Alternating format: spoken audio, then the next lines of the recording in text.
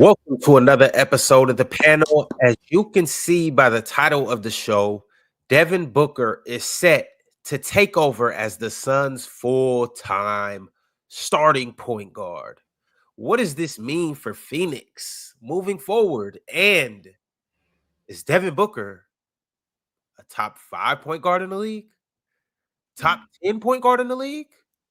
Top 3? Can he potentially have the best point guard season next year?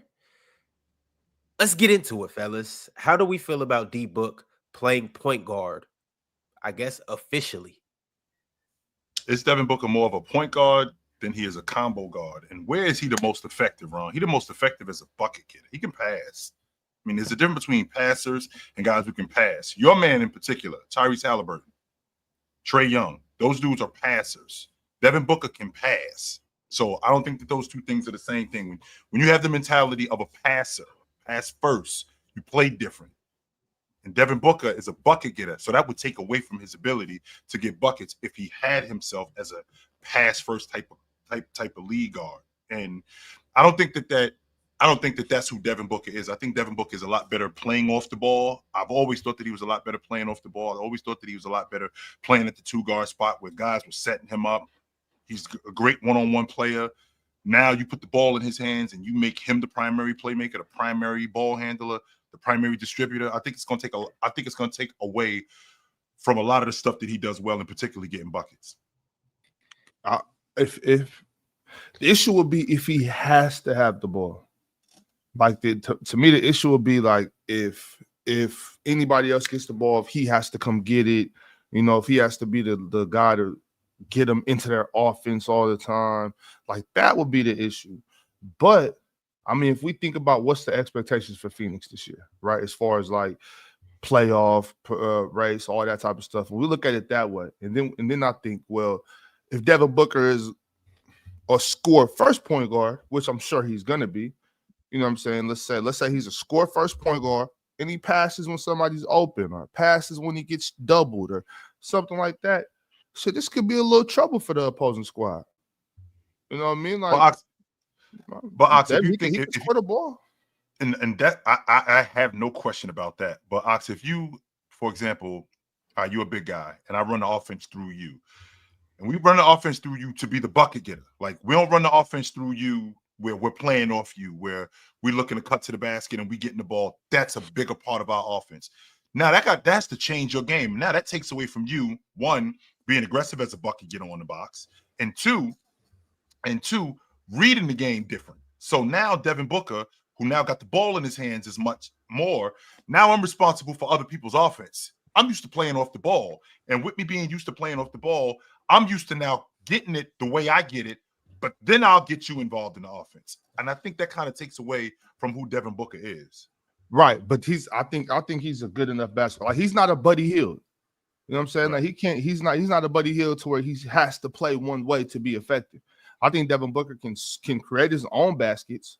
You know what I'm saying? And my point previously was this, Chill. Mm-hmm. Not so much be a ball hog, but damn them other dudes. You know what I'm saying? Like, they'll get theirs. You know what I mean? Like, D-Book, go score.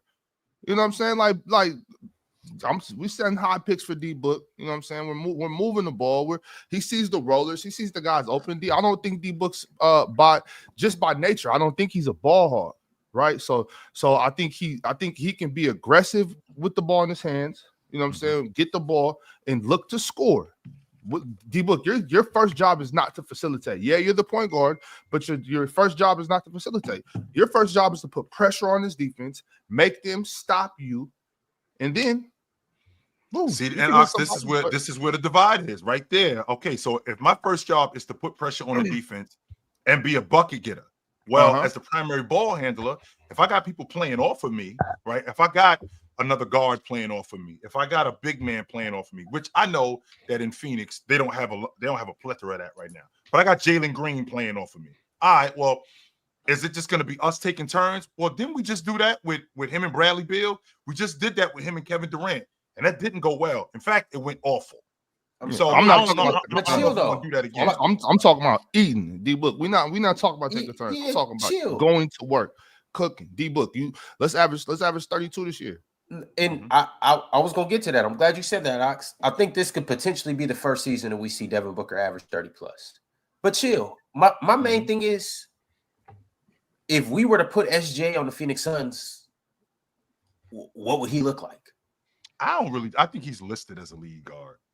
And I don't think he's much of a lead guard as he's listed as a lead guard. I do think that he passes, but I think he's another one of those guys where I think that he's better off the ball and then, well, not off the ball. I'm going to take that back. More of a combo guard than he is a lead guard. So what you're essentially saying is he score first. Who's the point guard in Denver? Joe? Murray. Is Devin Booker any less of a point guard than Jamal Murray? The difference is that they run the offense through the big fella, though. That's the difference. That's not the same thing in Denver. What's going on in Phoenix? They're going to run the offense through the primary ball handler. They don't run the offense in Denver through the primary ball handler. They run the offense. I mean, they don't run the offense in Phoenix. They're going to run the offense in Phoenix through the primary ball handler. So with Jamal Murray being the primary ball handler, they don't run the offense through him. That's the difference. They run the offense through Joker. Yeah, I don't know why this is being presented as something revolutionary. Devin Booker has been a point guard many times throughout his career. There's been a lot of point guard reps in 18, 19. I think Basketball Reference literally listed him as a point guard 2 years ago. Last year, I believe 27% of his minutes came at point guard. And he's done really well in those situations. I think he can pass. I'm not arguing that he passed his ass. So I've seen 8 assist games. I've seen 11 assist games. Devin Booker can definitely pass. I just feel like he's more of a bucket getter. And I feel like if now you're putting the ball in his hands and you're making him be responsible for other people's offense, I think that's taken away from the other aspects of his game that he's really good at, that he excels at. I don't know if you're using like John Stockton as sort of like an archetype for what you think a point guard should be, but that like the distributor model for point guards, if we can look at the teams that were successful last year, how many teams had that dude? Mike Conley, Tyrese Halliburton, but Jalen Brunson's not like that at all. No. Right? And SGA ain't like that either. So I could argue without the kid that you love in OKC, I don't think OKC had a single player who fits that model. Not one. Well, and I'm glad you brought that up, Penn. So number one, Oklahoma City's offense, a lot of their offense was predicated on them creating steals and speeding up the game. In the half court, their offense got a lot stagnant because they didn't have that guy. And not only did they not have that guy, the ball really wasn't moving nearly as much. When we moved to New York, I don't know if you know this. I'm sure you know this. I take that back. I'm sure you know this. In New York, Mike Brown is actually changing the offense where the ball is going to move a little bit more because the ball stayed in Jalen Brunson's hands and him being more of a bucket getter and not getting everybody else involved in the offense. So the offense is going to change there. My model isn't John Stockton as a point guard in today's game. Let's get what I want to do, guys. Is I want to get off me thinking that that's the archetype. But as a lead guard, when I got the ball in my hands, I am responsible on some level for other people's offense. I'm not, to Ox's point, I'm not just to give me the ball, I'm gonna go get it. Okay, you go get it. Well, the offense has to be designed for you to go get it too. We're not at the park, right? We're not at 24-hour fitness. We're in a professional setting where the offense has to be designed for you to go get it too, but you go get it in a space where you can be effective. And I need to help you be effective in that, right? And if I'm a lead guard or if I'm a guy who scores a lot, and that's all I do, and now you're asking me now you're putting the ball in my hands, and I don't want to sound like I'm repeating myself, but now you're putting the ball in my hands, and now you're asking me with changing the offense, now I got to get Jalen Green more involved in the O. Getting Jalen Green more involved in the O, how is that going to make me as effective? Is the question. I don't think you need to get Jalen Green involved. He's pretty involved. He was born involved. Like he's involved all by himself. I think if you look at the past 35 years, we go right back to Ron Harper winning championships with the Bulls. We go right up to Derek Fisher winning 5 with the Lakers. I'm seeing a lot of not so typical point guards, right? I'm not seeing a lot of CP3 winning championships. Unfortunately, I think he's the best point guard of the last 25 years, and I don't think he's won a single one. So Tony Parker, that's not typical. Tony Parker was not typical. So Rajon Rondo, that's more typical. Jason Kidd is more typical. But I think at the point we're at in the NBA, I don't think you need to get your offense through one guy. I think the best offenses get their offenses from like 3 different focal points, and that's what makes it unpredictable. And a lot of the off-ball motion means that the offense is creating the looks as opposed to the player is creating the looks, right? The motion of the offense, the off-ball screens, the cuts, the back doors, the lobs, Right. all that stuff, that is being predicated by 2 players who don't have the basketball creating something, which wasn't really happening as much in the 80s and 90s. But that's, I think, the greatest evolution of the game right now. Now, with what you just said, which is a fair point, Penn, but if you think about like what was going on with the Chicago Bulls with their offense, well, Scottie Pippen was the point forward, but the offense was not predicated on one guy having the ball. The offense was predicated on a lot of action, a lot of ball movement. So, I think that archetype is a little bit different. What kind of offense are they running in Phoenix? Is it going to be give the ball to Devin Booker and let him create offense, not just for himself, because we're going to need other people to score. He can't score all the buckets. So we're going to need other people to score. And if we're going to need other people to score, we're going to have to get him to set other people up. So we're going to have to we're going to have to build an offense where that's conducive to his skill set. And I think his skill set is more of being a bucket getter than it is him being a guy he's creating offense for other players. Mars, I would like for you to chime in on this conversation about how you feel with Devin Booker as a point guard. I know he's kind of been on and off in that role in these last couple of years, but how do you feel about this iteration of the team with him essentially being a ball dominant guard or the point guard, if you will? Mars, this is your team. Yeah, that's a fact. Can't hear you, Mars. See if we can get him back. Yeah, no problem. Let's see if we can get him back. I don't think he's going to be a ball dominant guard. I think he's just going to be listed at the point guard position because him and Jalen Green are going to start. Listening to Coach Ott, Jordan Ott, he's emphasized ball movement, pace, getting everyone involved. I don't think he's there going to have Devin Booker running high pick and roll, having the ball for 8 minutes a game. I don't think that's the agenda. That's a lot of time, Mars. I don't think he's going to be Jalen Brunson. I think he's going to be initiate the offense, maybe run the initial action, get off the ball. The ball's going to move. We're going to swing. We're going to find the open man. The ball has energy, cuts, all of that stuff that they preach in terms of motion. And I don't think that's going to ultimately change Devin Booker's game a whole lot. Well, that's the hope anyway. In terms of the reality, it depends on if Jalen Green can make good decisions. It depends on if Dylan Brooks is going to be a boneheaded guy on offense. It depends on a lot of things. So if it doesn't work out, then I can expect Devin Booker to take that burden. But he's done, to Penn's point, he's done that before. When they first got Bradley Beal, when it was him, KD, Beal, etc., Devin Booker was their point guard. He played like a point guard. He did those things. And I remember we was all talking and you guys, Chill, Ox, were telling me that was the Suns' problem. They don't have a point guard. Devin Booker can't be the point guard. They then went and got Tyus Jones, and respectfully, they got worse. So, I don't think the problem was Devin Booker at the point guard. I think the problem was the roster construction. And ideally, you do want Devin Booker playing next to a Chris Paul type, I think, personally. But I don't think the league has many Chris Paul types. So I'm not going out well, they don't have him. They're not going to do anything. I think based on their current roster, this is the best case scenario. So. And I was about to ask you, Mars, if you look at their roster construction. So with Devin Booker and outside of Jalen Green, I mean, who's creating offense for Mark Williams? Who's creating offense for Nick Richards? Right? Grayson Allen is a long ball shooter. He's not a guy that he's not a guy that is a go get it guy. He's a D&3 guy. And who's creating offense for him? That's going to be Devin Booker, right? And I think there's also going to be Jalen Green too, drawing kick, getting downhill, attracting the defense, things like that. But think guys like Royce O'Neal, who's creating offense for these guys? These guys aren't go get it kind of players. These guys are guys where the offense has to be where these guys are put in space where whether it's diving to the rim, whether it's coming off curl cuts, things like that. And again, I want to make sure that I preface that it's not 1989 anymore. That John Stockton and Kevin Johnson and guys like that, I'm not on that anything. I'm not on that. But this is basketball. And when I'm running with a guy who needs help in creating offense, and I'm doing that, something is going to get taken away. And I think that with this specific roster construction in Phoenix, something is going to get taken away from Devin Booker's game because he's going to be responsible for some of those guys whose offense isn't very good, like Mark Williams, like Malawach. He's going to be responsible for those guys. Those guys are like fifth options. Right. Mars, I just want to say, too, about your point, because I dropped off. I had my headphones. I was listening. And I don't think, like what I described earlier, I don't think that's a good way to play basketball.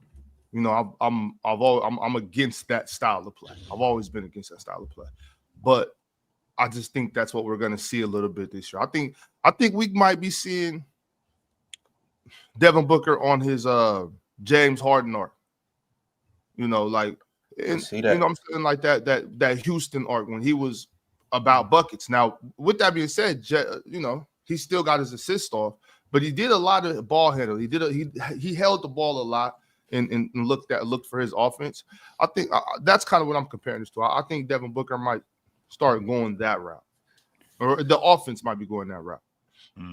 Yo, Swiper, what is your thoughts on the whole Phoenix Suns situation, specifically Devin Booker at point guard, and how do you feel about this backcourt with Devin Booker and Jalen Green? Well, he played more point guard last year listed than any other year in his career since 18-19, where 48% of his minutes were at point guard. He played 26% of his minutes at point guard last year.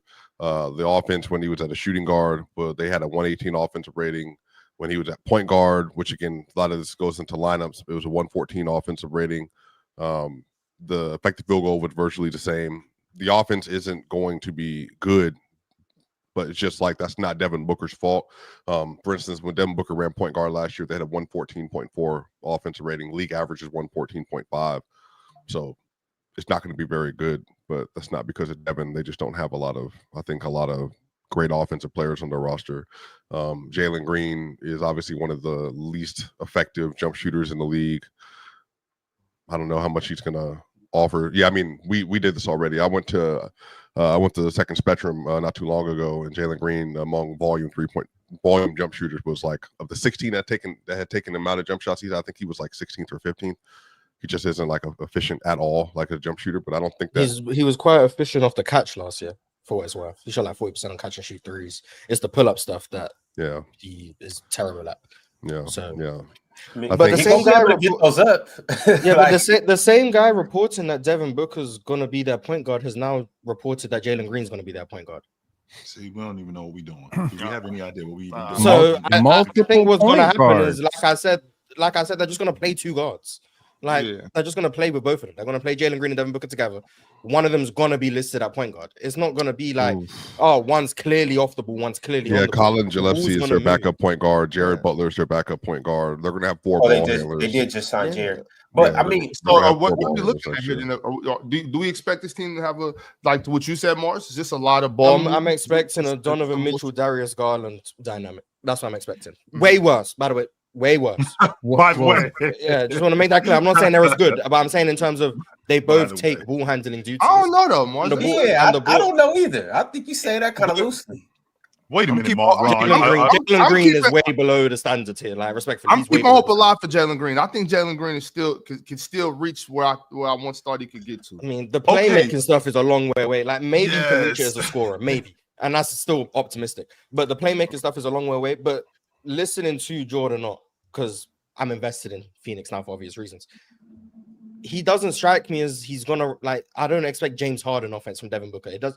That seems to be anti his philosophy. It seems to be the complete opposite of what he wants. So, and Devin Booker doesn't strike me as someone who's just gonna do what he wants out there. I think he listens to coaches. We saw it on Team USA how adaptable he is. He's gonna do what he's told without that sounding like whatever. So I think that's the philosophy. It's gonna be ball movement. A bunch of guys who can make decisions, and they're trying to get defense and length around that backcourt. So it's going to be Ryan Dunn, Dylan Brooks, Mark Williams, Malawach, Rasheer Fleming, Ryan Dunn. I think I said it. Royce O'Neal, if he's still on the team. They're interested in Kuminga for whatever reason, but like that's the philosophy. It's going to be those two guards, but everyone needs to be able to make a play, run, play in transition, play fast. It's not going to be let's slow the game down, Devin Booker, pick and roll, or isolation or whatever. I think they're going away from that as much as possible. So they're trying to mitigate the need for a point guard by making it point guard by committee, if that makes sense. I don't know. What's the coach name? Jordan Ott. He was in Cleveland last year. Cleveland. Okay. That's all about that. That's where he come from. I think a lot of people remember back to like Devin Booker in college, and they just can't imagine him playing point guard. But he developed a lot. Like he developed those skills, and so did Desmond Bane, and ironically, so did RJ Barrett. And the same guy who's responsible for one guy's development is responsible for the other guy's development.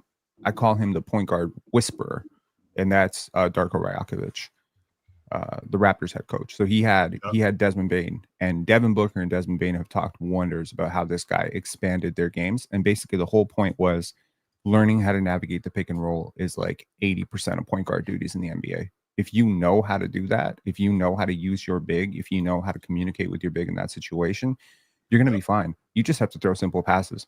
To the point of like bigger playmakers, that's the trend. You don't want small playmakers because their passing windows are different. That's why everybody wants a Cade Cunningham. That's why everybody wants, they want to switch Zach LaVine or DeMar DeRozan to the one or whatever. Occasionally you want to experiment with guys like that. And that's why Jaeger Demon went number 9 or 8 in the draft. And then I look at what Indiana did in the finals. Almost every player on that team can pass, dribble, shoot. That's what makes it dynamic. That's what makes it dynamic. So I think that's what Phoenix is going with. I think the problem is you have the wrong roster for this. You don't have great decision makers. I don't think Dylan Brooks is a great decision maker. I don't think Jalen Green's a great decision maker. I don't think Malawach is a great decision maker. I think Mark Williams is a terrible decision maker.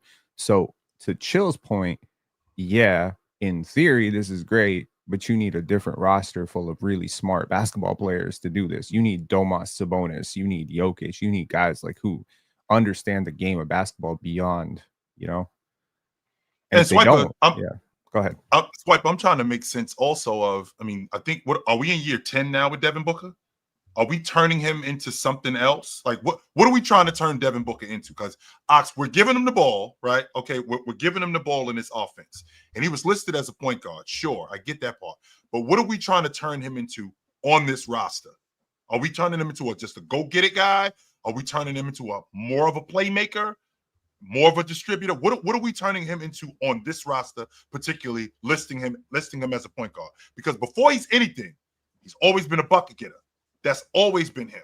And he's been the most effective playing off the ball. Always. And to your off point, the ball? Probably. A better basketball player is what they're trying to turn him into. Like, that's the trend of most two guards at this point. If you're a superstar two guards, teams are trying to give you the ball more. Because it gets to a point where it's like, you're either, I don't want to simplify it this much, but you're either a role player two guards, or we're trying to make you into a combo guard who can play the 1 and the 2. There is no Those are like, between. and then if you're a two guard who needs the ball in his hands but isn't a good enough playmaker, you fall into the Zach LaVine, Jalen Green tree of what do we do with you? Excuse me. And that's the tough thing to balance. When it comes to the pick and roll stuff, Jalen Green, like, that's the only thing he's actually competent at was pick and roll. And then he saw not even advanced coverages. He saw iced ball screens and he failed against the Warriors. But generally speaking, that's where he can thrive, is in pick and roll. But I think we're seeing, personally, in my opinion, I think the league is going more to guys who can create without the ball screen, in my opinion. If you're able to create an advantage. More one-on-one guys? You can call it one-on-one. I guess, one-on-one. It's like, because if you're bringing a second defender into the action, it's easier for a defense to scheme when they already have two guarding the ball. Like, if you're able to create the advantage with one-on-one coverage, like, I think that's what leads to like OKC having the success they do, because Shea can operate without a ball screen. So when you're able to operate without a ball screen, the way defenses have to load up is different. This is the reason why, like with Jokic, for example, where if you have to double in the post, it's different. So if you can create advantages without the need for a ball screen, I think it just gives you more avenues to succeed on offense. And I think that's the direction a lot of the leagues going in. Like, Indiana don't need ball screens. Especially they use a lot of ghost screens, inverted screens, flare screens. Like, they use a lot of different things to disguise what they're getting to. And I think that's where the league is trying to get to. And I think that's probably what Phoenix are going to do a lot. They are going to obviously run ball screens, but I think they're going to probably decrease how much they run ball screens. But we'll go wait and see, I guess. I think Booker can work without a ball screen, though. I think he can. And Mars, you watch a lot of Cade. I'm assuming you watch a lot of Devin Booker. What's the separation between these two guys? I know one is Cade has way longer arms. He has like a 7-foot wingspan. Devin Booker has kind of T-Rex arms. But apart from that, what is like in their game. To me, they're both scorers. They're both guys who get it in the mid range. They're both guys who are 6'6". They're both good playmakers, but not great playmakers. What is the gap here between these two players, and why can You one talking play? strictly on offense? Yes, I'm not talking defense. I want to start by saying I think Devin Booker's better than Cade. I just want to start by saying that. That's my opinion. I agree. You guys don't have to agree with that. I think Devin Booker's better than Cade. Is there anybody that thinks Cade's better than Devin? I think Cade had a better year. I think Cade had a better season. I think Cade had a better season. I think sure, I'm high on Devin. And I know you, but you even higher on Cade. I haven't even thought of this, Chill. I really don't know. I can't because I vividly remember us watching the playoffs and like Ron, you went from dating to I'm buying her a ring. You went right there. We was only dating for like a week. Hey, chill. You did. In real life. I didn't Ox I done done that in real life, and then the next week be like, yo, I'm taking this ring back. Mars, to be fair, both of them are listed, Cade and Devin Booker, as like A+ legal. This is league wide, obviously A+ playmakers, but Cade is like from a point per possession basis, like creates a lot more, like as an on-ball player. But Cade, I've never seen legitimately might have the ball twice as much. Like he 6'6". legitimately might. Well, no, is I'm talking about just 6'6". It's I just think he's probably 6'5". no, he's 6'6", but is he that big? Is he that yeah, big? he's 6'6". Yeah, so it's just Cade is all of 6'6". No, I'm talking about Book. I'm talking about Book. He's 6'5". No, he's about 6'5". He's about 6'5". Okay.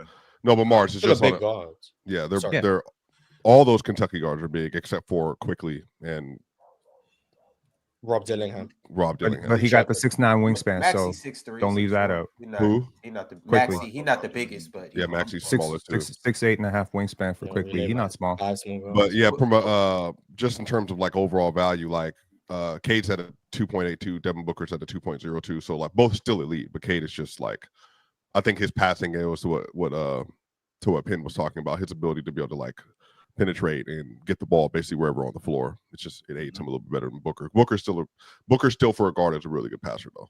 He just doesn't. Yeah, the turnovers with Cade are probably more problematic than anything. Devin Booker is way better at just not turning the ball over. But spacing is also a concern with the Pistons, so you could, I guess, he just passes less.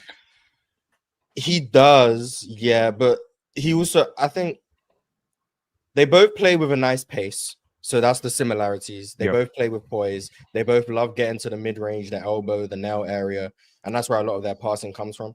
I think Cade is probably more comfortable with the pick and roll, but I think Devin Booker's more comfortable without it. Well, Devin Booker's better than Cade without a ball screen. Cade's probably better with the ball screen. That's what I was saying. And why is that, Ross? Why do you think that is? He should. I think Devin Booker A probably just has more counters as a scorer. B is just an overall better scorer. And then C, I think a lot of Cade's advantages, because I'm not as high on Cade's athleticism, a lot of Cade's advantages have to be created for him, and that's what the screen does. It gets the defender on his hip, on his side, whatever, and then he can play downhill 2-on-1, blah, blah, blah. It will put his defender in jail. Whereas Devin Booker doesn't need that to be successful, but he can also use it. And then I think Devin Booker being better at the rim, all of that stuff. But Cade's also a more willing passer. So you add that up and you get to someone who can be your primary ball handler. And I don't know where Cade ranks in time of possession, but I'm assuming it's very high because I don't know many people who had the ball in their hands more than him this year. So that's the difference. I don't think you can feasibly give Devin Booker Jalen Brunson time of possession and be like, yeah, we're going to live with that. But I think you could do that with Cade. But ideally, I wouldn't do it with either one of them. Yeah. But I think you could do it with Cade more as well. The 8th most passes in the NBA this year, 2 per game. Like he was the 8th most. You said, Swiper? Dame was in front of him at 60. Josh Giddey at 60. Maxey at 61. Trae Young at 61. Jalen Johnson at 66. That was something he was doing a lot. Tyrese Halliburton at 74, and then Jokic at 76. Wouldn't you say that Booker and Cade are in similar situations in terms of they both have to carry a heavy burden of their offense? Yeah, but Cade just has way more reps doing that. Like he's been doing that his whole life. Very true. Going back to college, yeah. No, very true. Well, 1 year of college, but Devin Booker has more reps in the NBA at doing it. Cade always been that guy though with the ball in his hands though, Ron. He's always been the lead guard. Always. I think, okay, so without looking this up, I'm very curious because this surprised me. What would you say Devin Booker shoots from 3 on his career? Don't look it up though. 34. I'm not gonna look it up. 34. I was thinking more like 28, 29. Devin Booker 28% from 3. Yeah, I'm with Mars. I say 35, 36. Yeah, 34 to 36 is I think it's 34.6. It's like I think it's 35.6 or 35.8. I was we round up, damn near. We round up. It was between 35 and 36. So I was shocked by that because You do the number. Why were you shocked? to me, he's always been a really good shooter. Yeah. Like the He's a mid-range aesthetic, shooter. the aesthetic wise. Yep. He So is a really good shooter. But the percentages tell you otherwise because on his career, which is a really large sample size now, he doesn't He's even shooting shoot league average. 35.4 in his career. We don't. 35.4. Yeah, so no, sorry, yeah, I was thinking 35.4. I was just thinking about the early points in his career. When He has was never really shot bad. over 40% from 3, let alone he's never shot over 39% from 3 in a season. But he's never shot below 30, has he? He But has this year was his lowest, I think. Because this year the lowest he's ever been is 32.6 in 2016. 18, 19. 36%. That's good. That is really good. 36% is league average last year. 36 point something was league average the year before. I think 36.7, 36.6. 35.6. So just below league average. Yeah. So I mean, it's it's weird good. though. It's But good I enough to think be a one of the threat. reasons he's able to generate more advantages without a ball screen is because I think he's more respected as a shooter. Yeah, absolutely. He is, yeah. I mean, the Knicks were going under Cade's ball screens in the playoffs, and that's why he struggled. And he shot like 18% from 3 or whatever. So teams aren't going to go under Devin Booker screens, regardless of what the numbers say. And he's not Jalen Green, but he struggles with the same thing that his pull-up three-point shooting drags his percentages down. Like most people, it does. But his are like, I want to check the numbers. I'm pretty sure as a catch and shoot guy, he's probably quite good. This year would probably be the exception because overall, I think he just struggled. But generally speaking, he's very good spot up catch and shoot guy, movement shooter. It's the pull up stuff, and he takes some erratic ones in transition as well. But generally speaking, I think he's a That's good a hard shooter. shot for everyone, though. Almost. Absolutely. Yeah. He shot 38% on catch and shoot threes, which isn't too bad. But to go back to what you were talking about, Mars, when you talk about guys needing ball screens, well, one of the reasons why Devin Booker, I don't think, needs ball screens, and this goes back to him moving over to the lead guard spot. So he's played the 2 guard the majority of his life. So with him playing the 2 guard the majority of his life, there were actions called for him that put him in space where he's either coming off a screen, cracking a jump shot, or he's in isolation.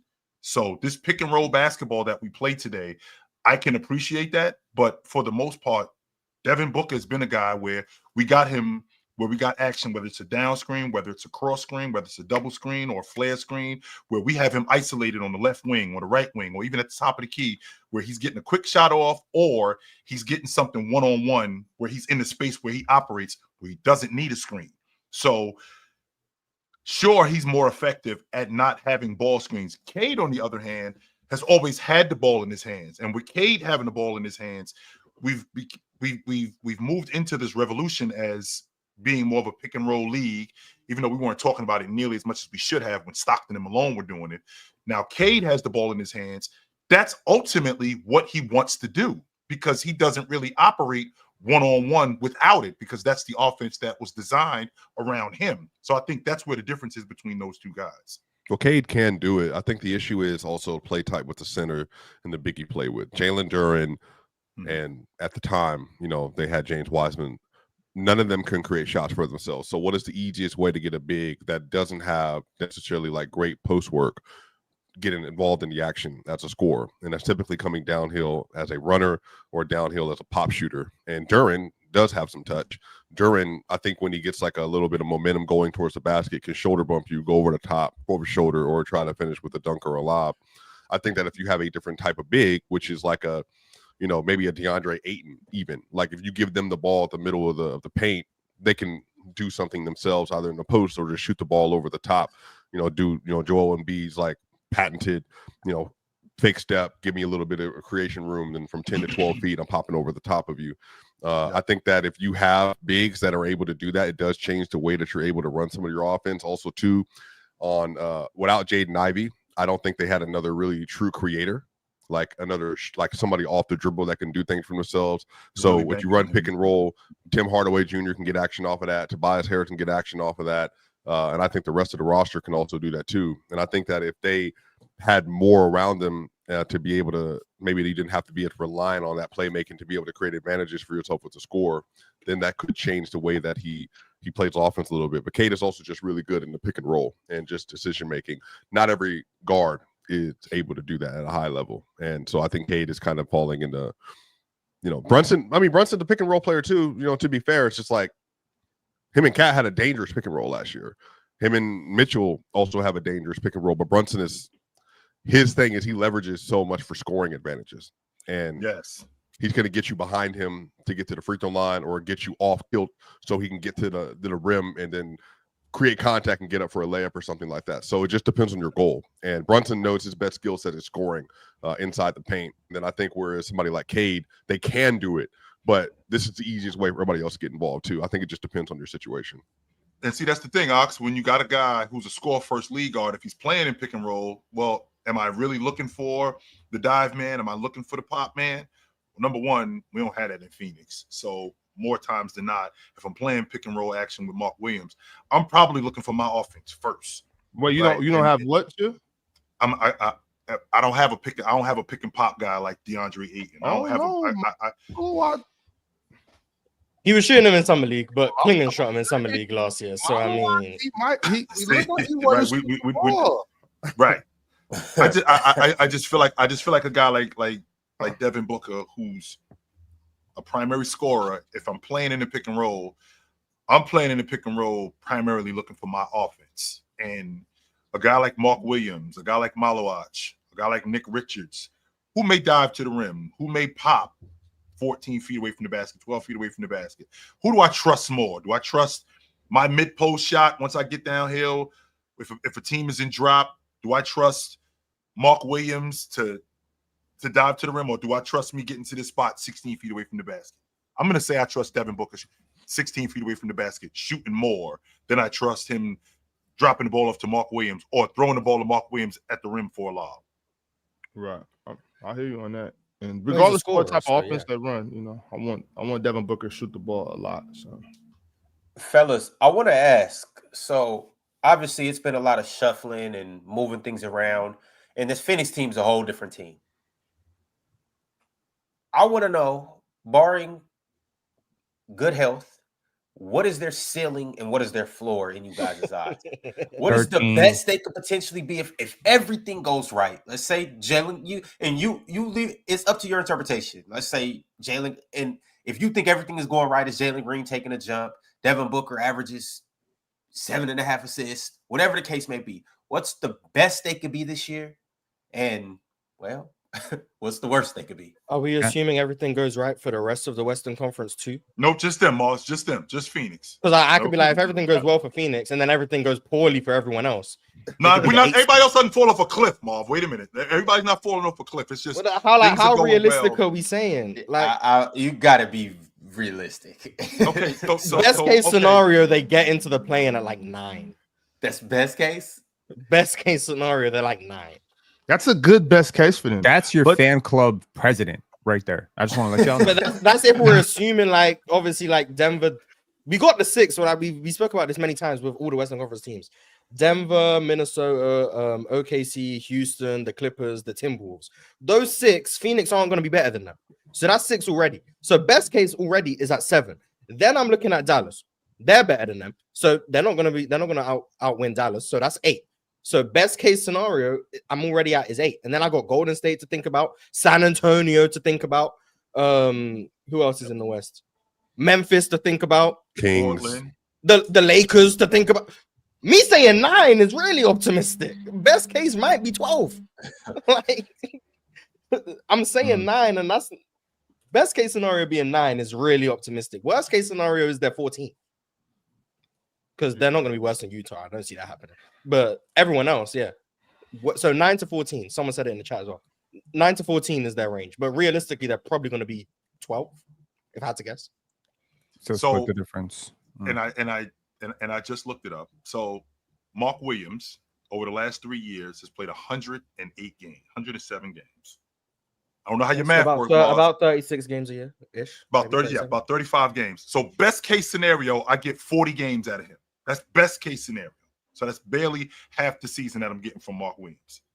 Devin Booker's going to play. Jalen Green's going to play. Mars, you already think Nick Richards is garbage. Let's be clear about that right now. Absolutely. You think he's trash. So he's not going to he's not going to help them at all. Malawach just completely surprises us, and he's the Dikembe Mutombo in his rookie season. He's where not.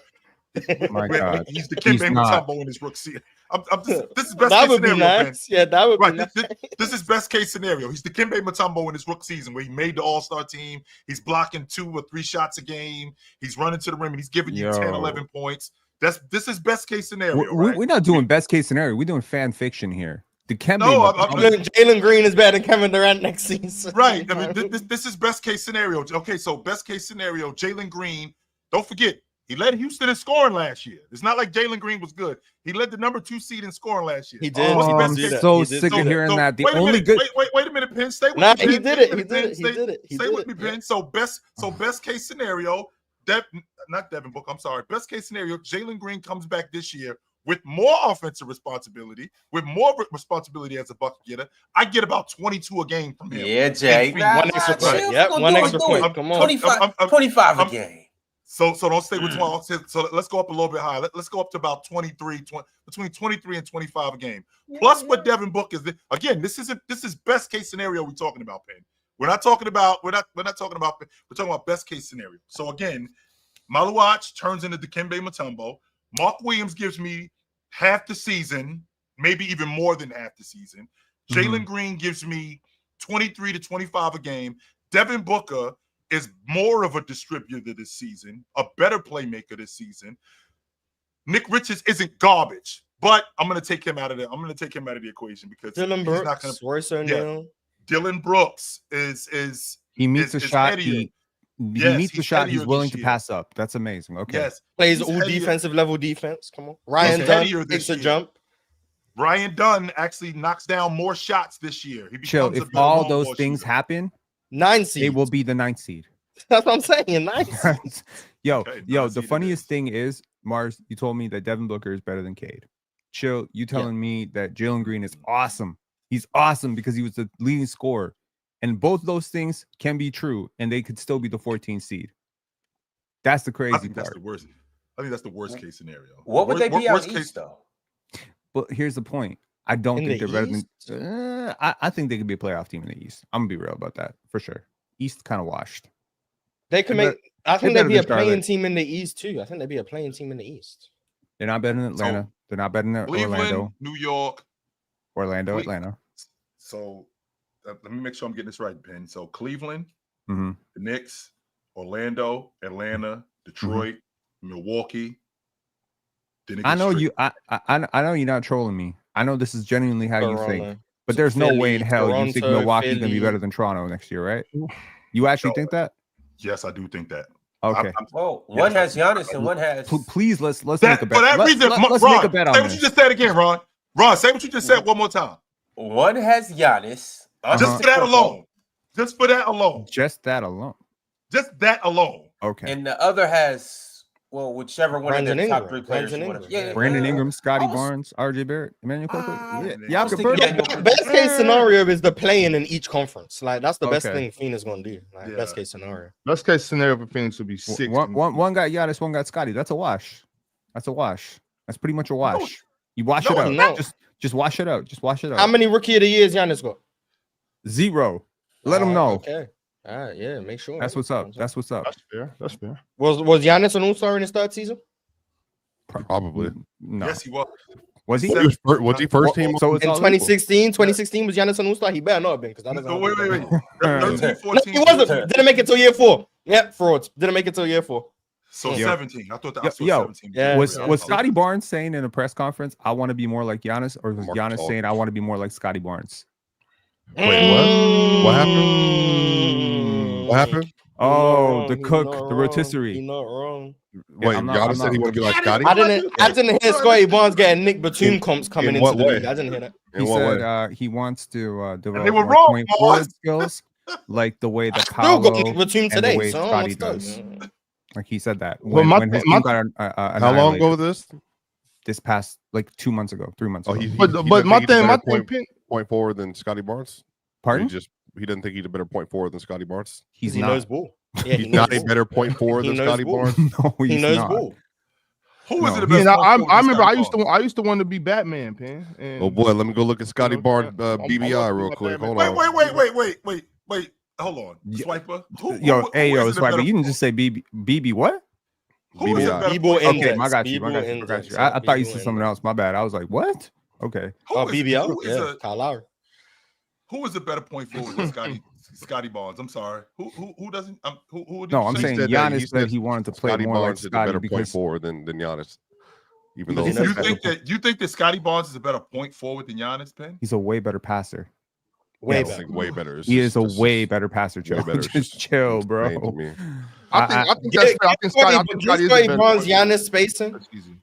Like what You- are we doing here? yeah, Scotty you been guys playing know point about guard since he was like in grade 7. Show, come on, man. Exactly. Like Giannis, I think he's a better point forward for sure, but he's not a. Giannis is a way better player. Let's not get it twisted. Giannis is a better defender. Giannis is more physical. I'd rather have- Is he a better bigger. defender? Blah, blah. Is he a better defender?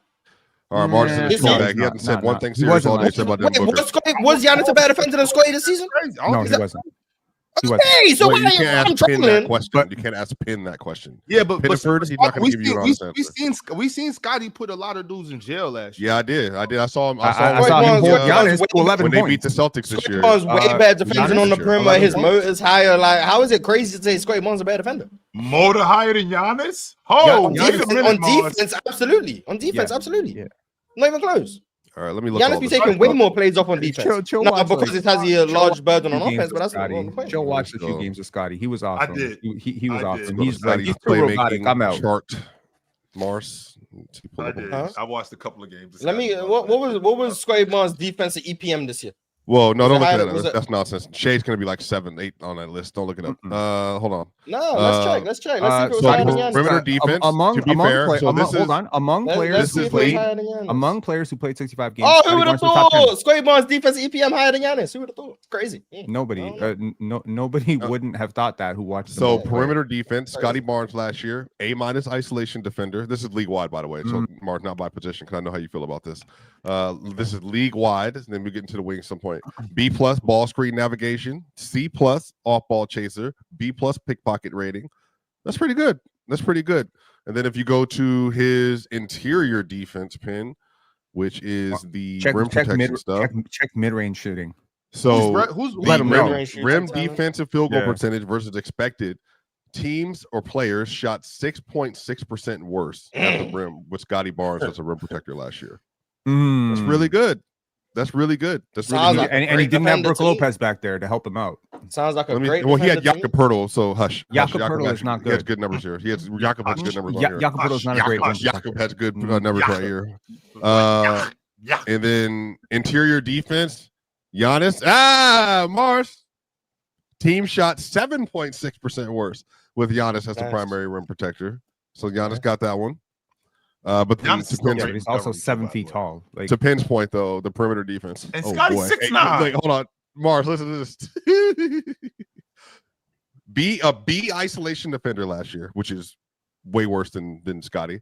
C+ ball screen navigator.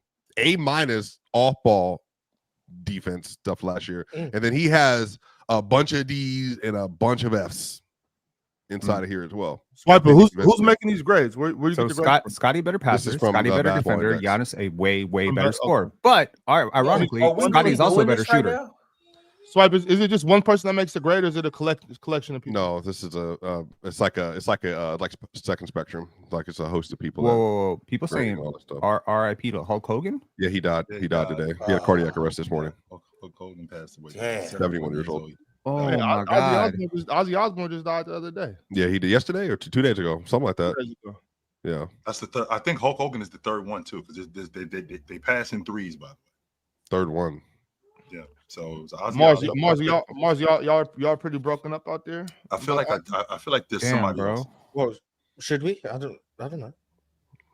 I mean, International- I'm conflicted as hell because growing up, like that dude was Oh, I know big Hulk deal, Hogan. big Okay. deal, yo. Like growing up in the no, '90s, Ozzy Mars, Osbourne. you wouldn't know nothing about that, but growing up in the '90s, that dude was everywhere. No, he don't know Ozzy Oh. Osbourne. Yeah, it's three of them. So Ozzy Ozzy Osbourne, Not Hulk Hogan, and Malcolm Jamal I ain't Warner. never third seen one. his face before in my life. That was the third one. Yeah. I told you they But passed. like- Oh, but chill. like You're like Will Smith's victims from Focus. So I can basically train you to see a number, and then you will see the number in a pattern all the time. So I can make a three bet pin with him to paint the 33 all over his brain, like on the street and through text messages. And then if I took a bet that he would see the number 33 on the field, I could actually win $100 million back in a deal. And they would never know that I did all this too. That's just the thing, though. So I'd be like, death comes in threes. That's just.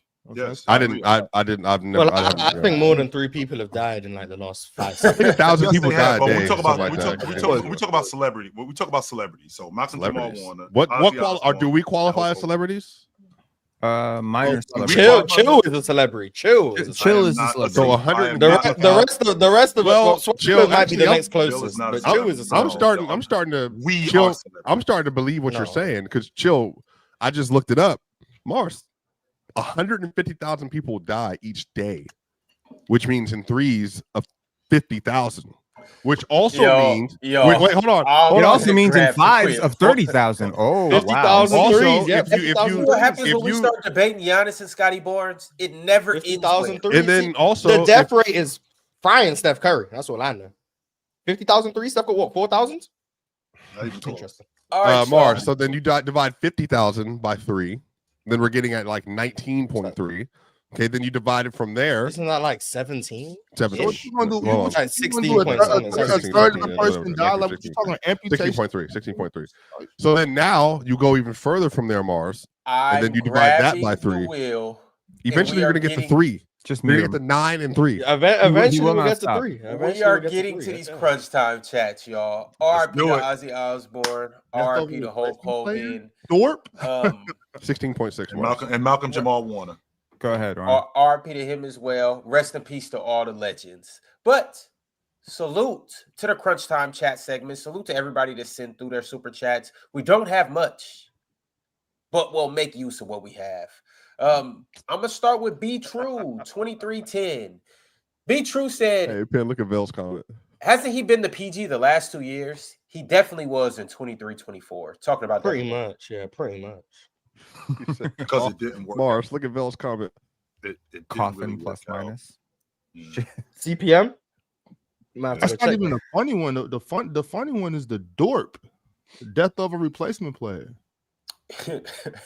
All right, y'all. Drip Bayless said start, bench, cut. Steph Jokic Magic based on who can create the most advantages if they all played in a league with nothing but all-time greats. Oh boy. So they both have, all three have a great roster. Steph would create the most advantages. Oh my goodness.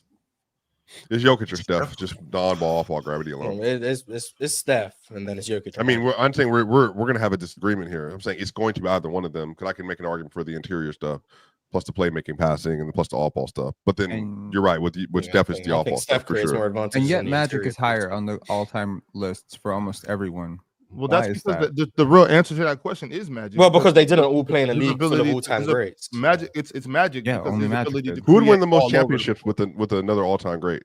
Mars, do you think? Like, you take another all-time great in the opposite position of them, which one of them would? Well, it depends who the all-time great is. Well, I'm saying, like, so put Magic with Kareem. Well, just put him with Kareem. Well, put him with Shaq. Put him with Kareem. If I put Magic with prime Kareem for his whole career, they win like every year. Or put Magic with Shaq. How about that? Okay, so Kareem with Magic, Steph with Shaq, and then Jokic with who's the next best guard ever? Isaiah. What? I said guard. Jordan. Jordan is lost. Jordan. Chill. Okay, Anytime you want to start be the second best player on this Thomas. Chill. So Jokic gets to be the second best player. Not the second Anytime you want to start Isaiah Thomas propaganda, I'm Magic right there ain't the second best player on with the you. I'm right there with you. I will co-sign the hell out of that shit. I forgot who Steph. Yeah, because Steph's the second best player on his team if he's with Shaq. So nah, he bad in Shaq. That's crazy. But if you so Magic, so you know what I'm saying? Like y'all picked on all those players that was better than him. Like, can I make a segment up? Kareem's better than Magic. Shaq's better than Steph, and Jordan's better than Jokic. So we just it's 3 again. Sure. That was 3. So It Magic is played. three. Well, Magic played with Kareem. On I'm telling you, What do you can mean? What do you put a mean? bet, put a Sure, bet man. in on the You machine. trying to make it seem like he's better than Jordan or something? Start, What bench, cut. That's 3 too. Well, he was God. trolling. No, hold on, Ron. Think about this. Now, Ox, I actually thought you probably cooked more in last few episodes ago than you have all year, which is saying a lot. Sloppy, you haven't cooked shit. You cooked quite a Ever. bit. That's fine. I'm still trying to get to your level. That Steph Curry, Shaq 2-man game you put together, I would actually like to build like what that would actually look like. Do you 2016 Steph and 2000 Shaq? It's literally Fox? written right here. I didn't write this. Not fair. This is weird. That's really not a fair duo. So that's why, like that one. I don't think they would ever lose. They wouldn't look lose. alright. How could you guard Shaq? Shaq with Steph on the floor? You can't. the same can't way guard you him. guarded Shaq with Derek Fisher. On Hush up, Mars. That's not. You know, as long as you got Derek Fisher. I knew You just were gonna don't say- double team. Like you just don't double team off Steph. It's not a hard concept. Oh, Well, we're just gonna double team off Rick Fox. Like they're Well, I just think- not gonna leave Steph. It's like common sense. Well, I think it's you're talking about like a still can't guard stabilized him. situation. I'm You running. can't guard him. That's fine, but he's like, how you gonna guard Steph and Shaq on the floor? Like you just don't double Shaq off Steph. That's the thing. It's not so much about doubling Excuse as me? much as it's It's not about doubling. Real That's a quick, one real for quick. one It's thing. not so much about doubling as much as it is of helping off ball movement. Like when you're moving off ball and you're getting screen set for you and all that stuff, like you can't just simply not help. You know what I'm saying? Like That's assuming you have all this movement on the backside with Shaq in the well, post. yeah, of course. That's what I'm saying. Yeah, I'm talking which like is in real fine. basketball. But then you're Not- asking Shaq to make skip Yeah. passes, which he didn't do a whole lot. So like, He don't gotta make passes, Mars. That's what I'm saying. if Steph's on the other side, he's gonna have to make a skip pass. It's not about it's not even about him having the Well, ball he right there. didn't- It's like if I got the ball and I'm up at the wing and Steph is moving here and Shaq's right there. I'm not talking about with Shaq with the ball, because as soon as Shaq catches the ball off the block with the motion, you're done. Shaq goes quick. He's violent. So He's you're going saying quick. they set up the offense with Shaq and Steph on the same side, but off You the can set ball. it up however, as long as there's some motion, as long as Steph is moving. Can we off operate in the ball. triangle? Let's operate in the triangle. How about that? How about we It don't- operate shit, in the triangle? It don't really matter what offensive set we're running as long Yeah. as we're moving. As long as Right. there's motion on the floor. As long as there's motion on the floor, and I got 3 competent basketball players playing with Steph Curry and Shaquille O'Neal, it does not matter what offense we're running as long as it's not some That's crazy. more gimmick dangerous than what offense. that's more dangerous than what the Lakers had You talking about Yes. with Yes, Shaq and Kobe. because think it's so, Wait, like- Rick, because Rick Fox, Devin George, and Horace Grant. Horace Grant was there for a little bit, and then whoever. Yeah. Well, because instead of firing cross court to Brian Shaw, instead of firing cross court to Rick Fox, instead of firing cross court to Robert Ory, I'm firing cross court to Steph Curry. In I'm addition not to firing Brian cross Shaw. court though, chill. You ain't got to do all that. Load the side to Ox's point. You can't double over the top at your own peril. Or I'm just running the offense like we're running a little bit higher pick and roll. And now I know, Shaq would have to develop a little bit of skills there. I'm saying like Steph Curry, Shaq pick and roll, but even just Steph Curry traditional offense, like the off-ball stuff. Like think That's about what they the said over- about Dame and think- Giannis pick and roll. But and it think just about didn't happen. the overload at the 3-ball line. Giannis doesn't Could- screen Mars, you well. just made an argument that Steph with another all-time great is more stoppable than Jokic or Magic with another all-time great. So I think he's creating more advantages. I'm just imagining I'm creating more advantages with Steph Curry, and I'm having to send 2 to the ball because you have to. Like there's, you have to send 2 a Steph. But then whatever you're doing on the backside with Shaq, I mean, it just gives him like freer opportunity to move. Like But I'm on all one. over I want Steph Curry operating on the other side of Shaq. I don't want Steph Curry operating on the same side of Shaq. And the reason why is because I'm creating so much more space. There's so much more space to cover when Steph Curry's on the other side of Shaq. Because when Shaq gets the ball in the post, when Shaq gets the ball in the mid post, and the defense collapses on him, you can't recover when Steph Curry's in the corner or when he's at the break, because that's so much more space that you now have to cover because Shaq is so good in the mid post. He's so good on the box. So if Shaq is on the left block, let's say so if Shaq is on the left block and I got Curry at the break, you guys can't cover that much space. Especially if I got Robert Ory at the long ball line and I got Brian Shaw, you guys can't cover that much space. I want Steph Curry operating on the other side of the floor. I don't want him operating. I think Ox is same taking side this of the floor with conversation Shaq. to another level, though. And I actually like where Ox went with it. I think us talking about post work is one thing, but I think Ox is talking about the entire scheme of the offense and the movement. If they just built more movement into the offense, I mean, Which is what we literally talked good about. night. Yeah, I'm Literally good visualizing it. I don't think Steph and Shaq can be stopped. I've just been playing through a bunch of things in my head. I don't. Right. think You got to look at just how dangerous Steph Curry is. So it's like even because if I dump the ball down to Shaq and he catches it off the block a little bit, like we're in trouble. Yeah, but you can, send somebody to dig or whatever. You're in trouble, right? Yeah. But when Steph Curry comes off like any type of pick situation, he's coming to get the ball, and you swing the ball to Steph Curry, our hearts speed up. Like, somebody get there. You know what I'm saying? So it's like if you have a set where Steph gets the ball early, comes off the ball, moves, and we swing the ball to that side where Steph is. As soon as Steph touches the ball, everything kind of rustles up. So it's like, what do we as a defense? You're just kind of like, what the hell are we doing out here? You know what I'm saying? Like, and then we still have to worry about, to your point, Ox, then we still have to worry about Shaq reposting. So like you just talked about with Steph Curry, and he digged inside deeper this time. Right. Yeah. So Steph Curry comes off that screen, he gets a dribble handoff, or Steph Curry comes off the screen and he gets the ball at the break, and then Shaq, whoever is behind him, he buries him deeper into the post. I'm firing the ball into the hole. So now the defense is collapsing even more. It would be against the rules. We wouldn't be able to. And you know what, Till? And I think you know this more than any of us. Yeah, Swipe, I hear you on Shaq not being able to be the best skip passer. Oh, that was Mars. Mars. I hear you on that, but Shaq could play with the ball a little bit. You know what I'm saying? Shaq was a damn good passer. You know what I'm saying? Shaq could play with the ball a little bit. You know what I mean? So that's all I'm saying. Like, I think because y'all know how they run that where it's kind of like a dribble handoff with Draymond, or Draymond to set the pick and it kind of dive. Sometimes Steph will actually, like, imagine that with Shaq in the corner or on the wing, like Shaq setting kind of a dribble handoff type pick, or any type of situation where Steph has the ball and then rolling as big as he is, or just opening up in that situation. But this is deadly. Those two, there's no better duo I could think of. There might be duos that can get with them. Don't get me wrong. We did see Shaq and Steph, though. We did see them play together. Are you gonna say Dame and Giannis? Nope. I'm saying Shaq in his freshman year at LSU with Mohamed Abdul-Rauf. Well, Shaq wasn't necessarily Shaq, but I get what you're saying. He wasn't, because Abdul-Rauf Mahmoud was though. Yeah.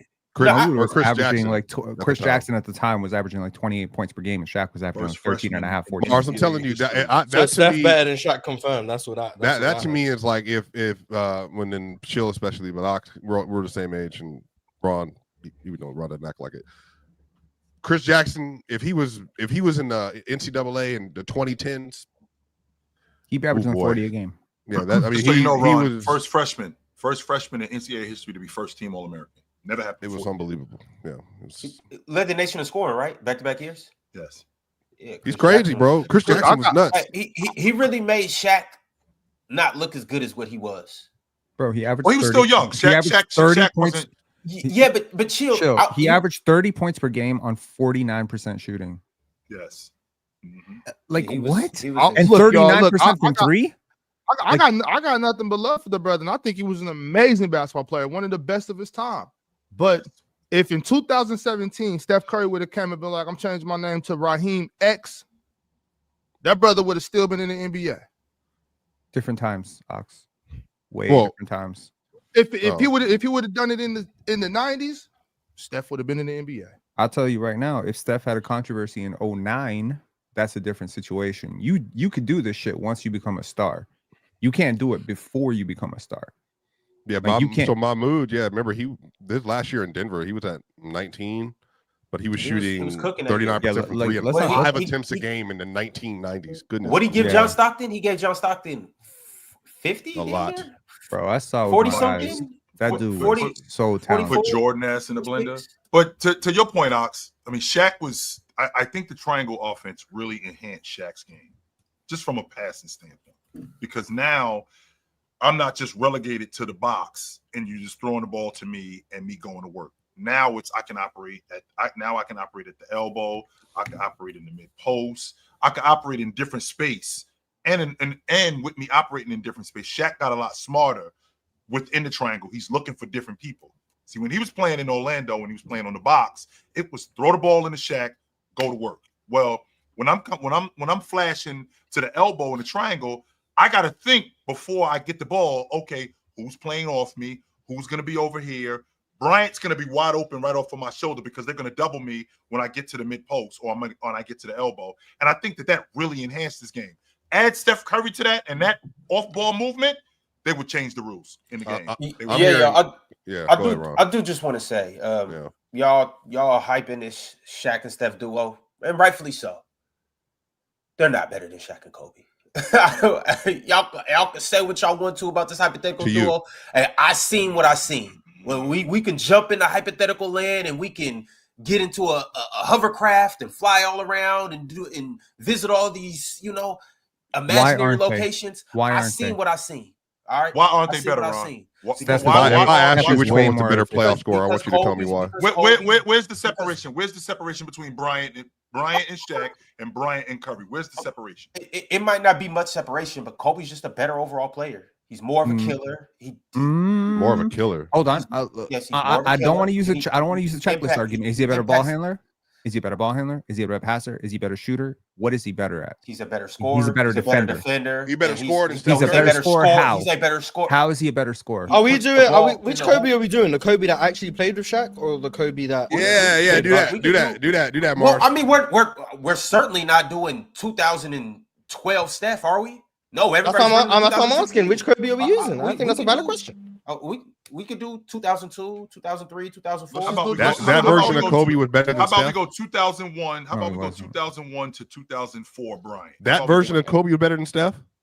If you ask me, I'm taking 02 Now, Kobe over any version. Wait, hold on. Just wait a We minute. do Wait, manage to make this about Kobe a lot. I said what I said. well, no, but Ox had no. Well, first off, Ron I'm did just that. preparing for the comments. No, you're right. always No, you're bringing right, up Mars. Kobe's name. But I want to here. Let me set this up. This is for sure going to get clipped.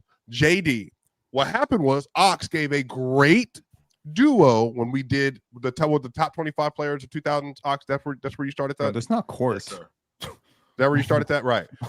Then Ron brought up. I don't care what you say. A great duo. Kobe Probably is a a top better 3 duo of all time. You said Kobe Top is a 2, better player potentially than even Steph, the best duo ever. and you said Kobe and Shaq are a better duo than Steph and Yes. Shaq. And then Mars very acutely said, "Well, the Kobe that played with Shaq versus Steph." And then you said, "Yeah, I would take 2002 version of Kobe over any edition of Steph Curry ever." So Yeah, then I stand on obviously, Wow. I and others are going to say, so let me look at 2016 Steph Curry, no ankle knee injury in the regular season with 2000 1 or 2 Shaquille O'Neal. So I'm have maybe the best. Well, I think there's an argument. The best scorer in basketball at the time, shooting 11 threes a game at 44% from 3, 90+% from the line. 48% from 2 that year, whatever it was, 402 threes made, and was the most dynamic offensive player we had ever seen crossing half court in the history of the sport, who lit up every single elite defense that he ran into during the regular season. So we're saying we're taking that version versus the most unstoppable interior player we've ever seen. And that duo, offensively, is what we're arguing, would be better than Shaq and Kobe in 2002. You're saying you guys would are not just be talking better. about offensively though. Like you see, you guys will always We were talking throw about in little offense. things. Is Steph still doing his off-ball stuff? Yeah, I mean, Steph's gonna Steph. Does he still have the same You're sort of? muted, Chill. muted. You're muted, Chill. Yeah, Steph's Does he gonna still have the Steph. same system? Yes, Well, he's no. playing in the Steph is triangle. not just Steph because Steph He's is playing not. in the triangle. Yes, he is. So the So he's- off-ball movement is Like working, I mean, yes. but Pin though, even There's like when he different played on levels TV, to when he, this, yeah, though. no, I get that. But even when he played with Mark Jackson, he was still doing off-ball stuff. Even when he played with Team USA, he was still doing off-ball stuff. Like he doesn't necessarily have to be in Steve Kerr's system to be maximized off-ball and in transition and stuff. It like just that. so happens that's where he was maximized. But I will say this: when I think about gravity, when I think about scoring gravity, I think Shaq, I think Steph. Those are the first two names that come to mind. After that, I can talk about LeBron. I talk about Giannis. I could talk about Does Michael. Luka have scoring gravity? Not to the level that those guys do. I'm not asking that. I'm just saying, does he have scoring gravity? Sure, of course he does. He's a scorer. Luka and Bron just played together, and they weren't like. Yeah, but that's not their on the duo level of wasn't- Shaq. No, I get Here's that. what I'm What I'm saying is just because you have scoring gravity doesn't necessarily mean that you're just gonna all of a sudden be better than this other. Yeah, duo. you've ever heard that the phrase opposites attract? We all have, right? I think that Steph Curry and Shaq are like the most dominant players in their zones ever. Like Shaq, 3 feet from the basket, the most dominant thing you've ever seen in your life. Steph Curry, 28 feet from the basket, the most dominant thing you've ever seen in your life. You combine those two things, they actually create like the greatest gravitational force I've ever seen, or I could ever think of in my life, because these two things are impossible to guard at the same time. You cannot double Shaq and double Steph at the same time without leaving like 4 people open. I think Pence, is there a go ahead, Joe. I just want to ask a question. Go ahead, Joe. I'm just thinking that Bryant is a better player than Steph Curry in my opinion. I just think that with Curry, the way his off-ball movement and the way his why, Joe? Why is he a better player? Yeah, why is he better? Well, I think that he exemplifies the 2-guard spot. You can use him in multiple spaces. You can use him on the box.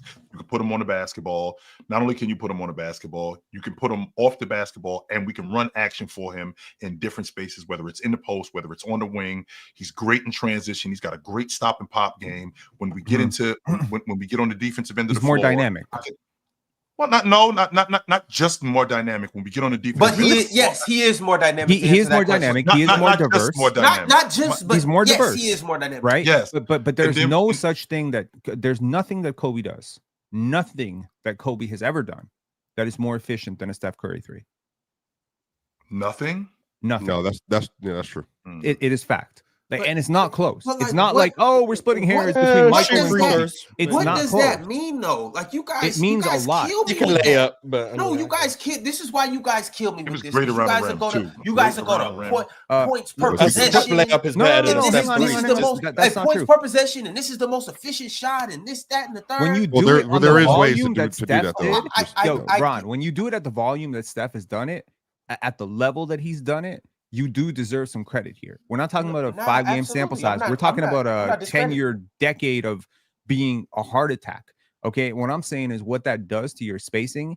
There's a reason why Draymond Green can be a poor scorer and still exist on the court. There's a reason why players are super efficient when they play with Steph, because he's constantly drawing 2-3 players to him.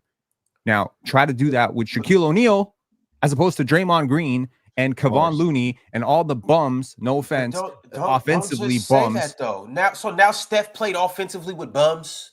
Stop, dog. Steph compared to Shaq, the bigs he's played with have been bums. But who else was on the floor? Like, come on. Like, let's not act like we're never going to get to see Steph. We're never going to get to see Steph with assortment of talent.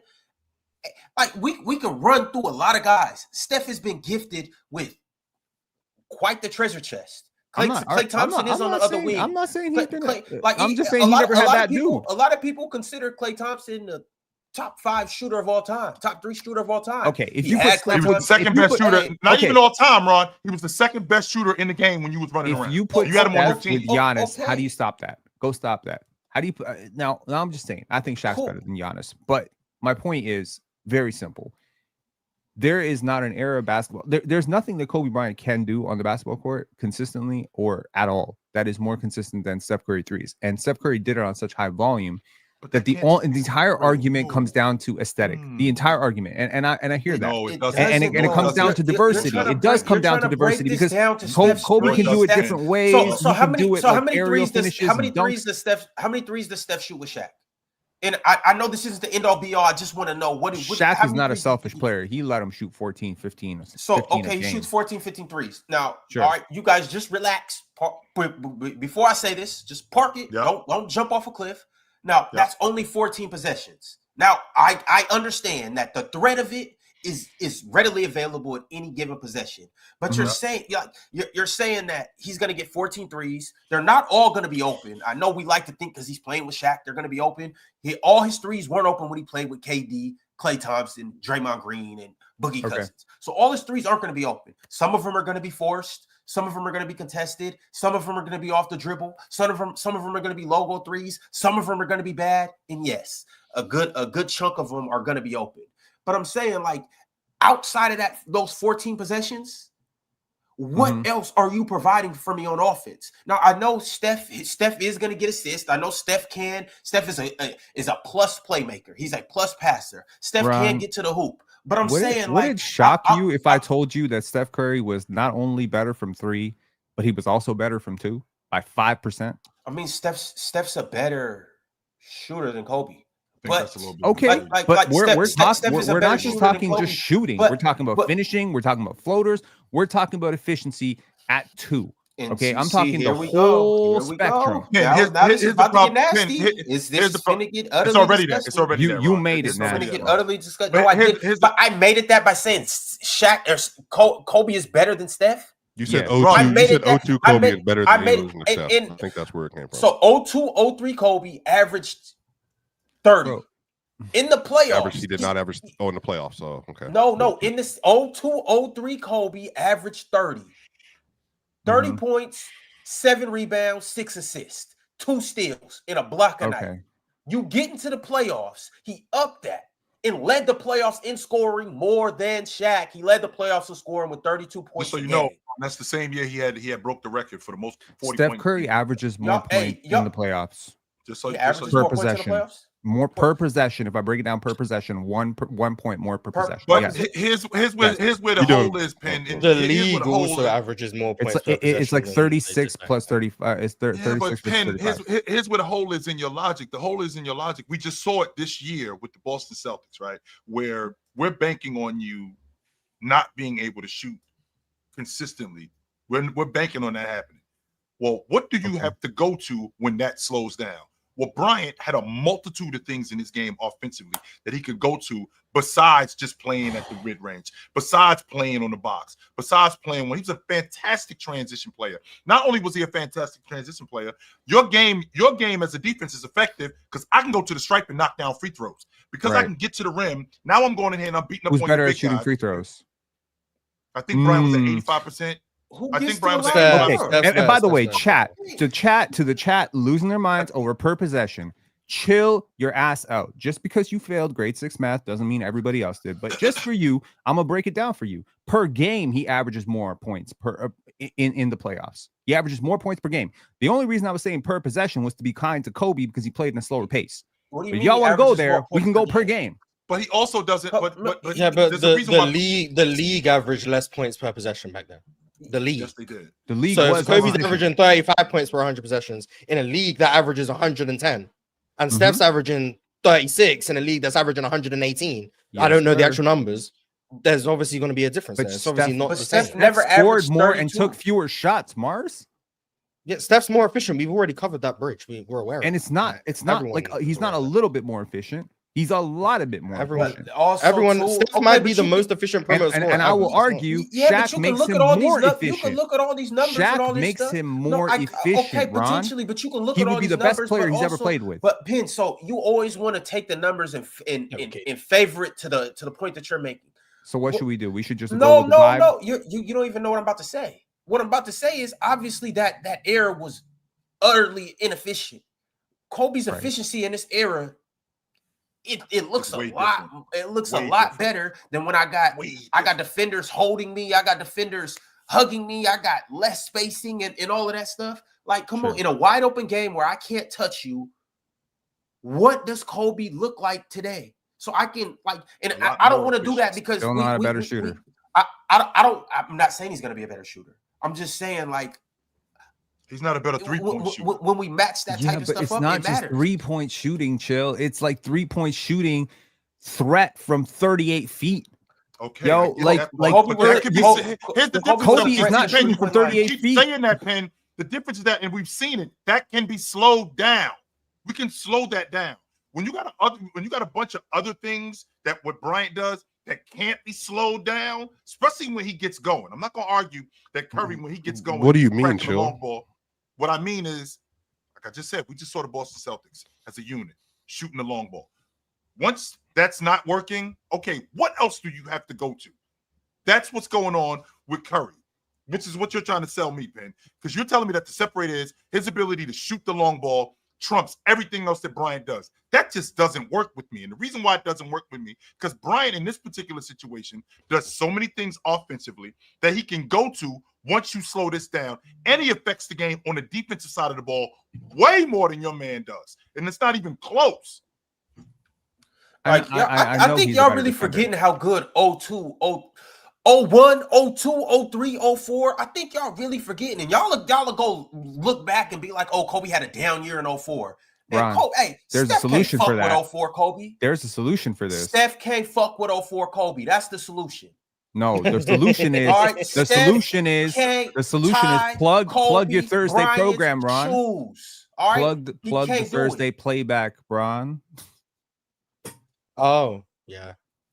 There's a solution for that. We can go watch it. We're going. Well, Ron, it sounds like Ron. You think Kobe's a better offensive player than Steph? Yes, I do. I mean, it's Yes, This is your conscience, Ron. Don't do it. It's a tie-up. I mean, it's a toss-up. It's a toss-up. If you want to argue better overall, player, it's I can Kobe. hear it. I can hear better player because of the defense, because of the championships, because of whatever. I can hear it. I cannot hear better offensive player, man. You cannot be serious. Here's the thing, and this super chat kind of alludes to it. Renji said Steph needs so many moving pieces around him to be maximized. Kobe didn't need that. Steph needs to be hitting on defense. Kobe didn't. Kobe has dominated elite defenses way more than Steph. What about Boston? And that's my thing. And that's my thing. Like, What about Boston? With Kobe, it's like give you the ball and you can carry my offense. To What a win. about Boston? Hold on, He Steph struggled versus Boston. won with way less than Kobe did in 2022. Let's not lie here. He had yeah, okay. Who did Steph have? When he won a championship in 2022, who did he have? Andrew Wiggins was his best teammate. The guy he won a championship with in 2000. The two guys that he won a championship. Andrew Wiggins was his best teammate. Let that sink in. The guy Andrew Wiggins was definitely his best teammate in 22 for that. And Andrew Wiggins was not better than Shaq, was not better than Pau Gasol. Arguably, he wasn't even better than Lamar Odom. Let's not lie here. Don't take that bait, Penn. Don't take that bait. Let's just look at what the super chat really said, though. Okay. And think about how it said that Steph needs so much extra this and that. He been killing it since Davidson. Kobe, what did he have in Davidson? But hold on, no. Shaq is that though.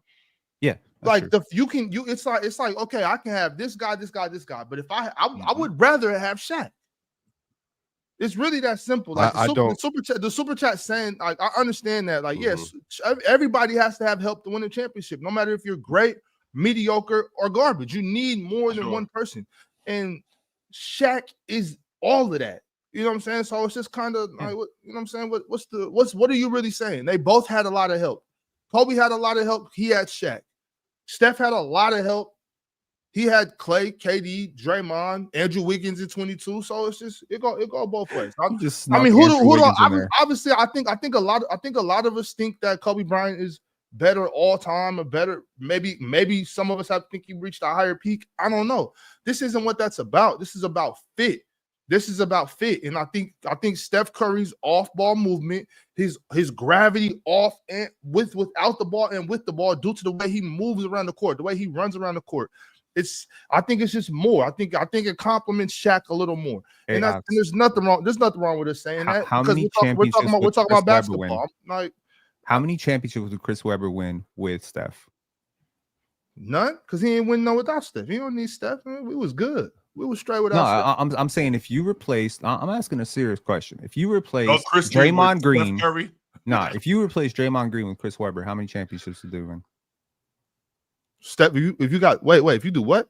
If you replace Draymond Green with Chris Webber, how many championships you got in Golden Wait a minute, you're not just replacing the buckets. See, Penn, this is the bullshit right here. Because you're not just replacing the buckets. You also I'm trading offense for defense. You're also replacing Lawrence Taylor on the defense. I get it. We're not doing doing about all that. Lawrence Taylor, like.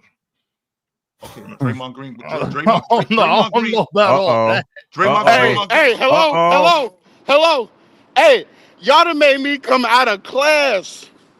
I'm out of class because I'm tired of this bullshit about Kobe Bryant. Every fucking day it's something about Kobe. Stop talking about Kobe. Everybody's fucking better than Kobe nowadays. Steph better, Tracy McGrady better, Gilbert Arenas better. Everybody better than Kobe.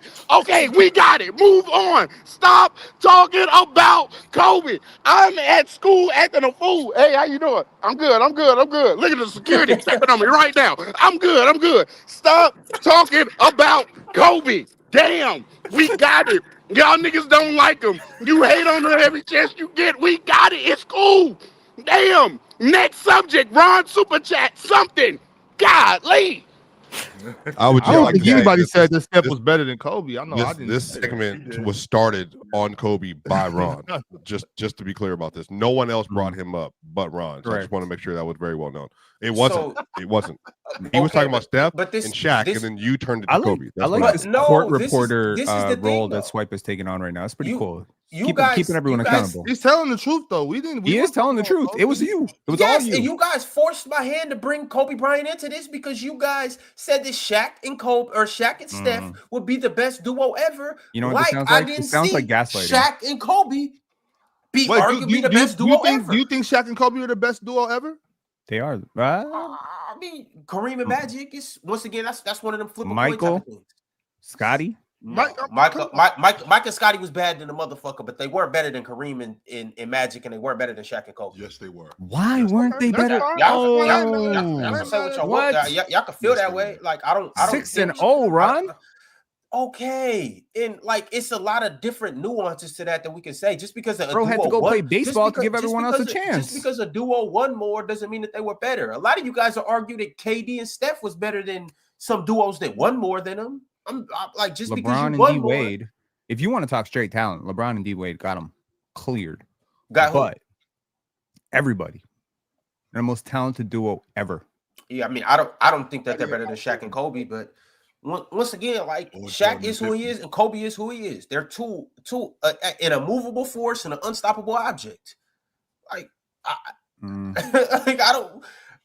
We arguing two of the best talents that the game has ever seen, and like I got love for Steph. I just don't think that him and Shaq will be a better duo than Kobe and Shaq. And once again, I'm factoring in defense too. I know you guys want to leave that off the board, and I know for some reason it's being said right now that Kobe was Shaq on and off on one defense and elite he guard. took possessions off.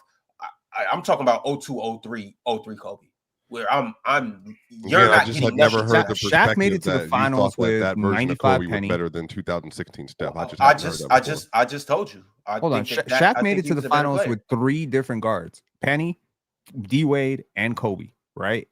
He made it to the finals with all 3 of them. Right? He won championships with 2 of them. Right? So I'm saying all he needed was a guard who could dribble, pass, and shoot, and was like an all-star level guard, and he was going to the finals. Those dudes That's the wasn't point. all-star level guards. I'm They telling weren't. you that Steph is better than Penny. He's better than D Wade, and he's better than Kobe offensively. First If your and foremost, argument is those wasn't defense, you all-star got an level argument. guards. If your argument is That's just- offense, you got My no. argument is a player. And That's also just too, like you bring it up and chill kind of talked about this a little bit. You bringing up all these threes, and once again, I understand threes and gravity is cool. I just want you to know I trust Kobe Bryant with the ball on the mid post in the mid range way more than I trust Steph on the perimeter trying to find a three.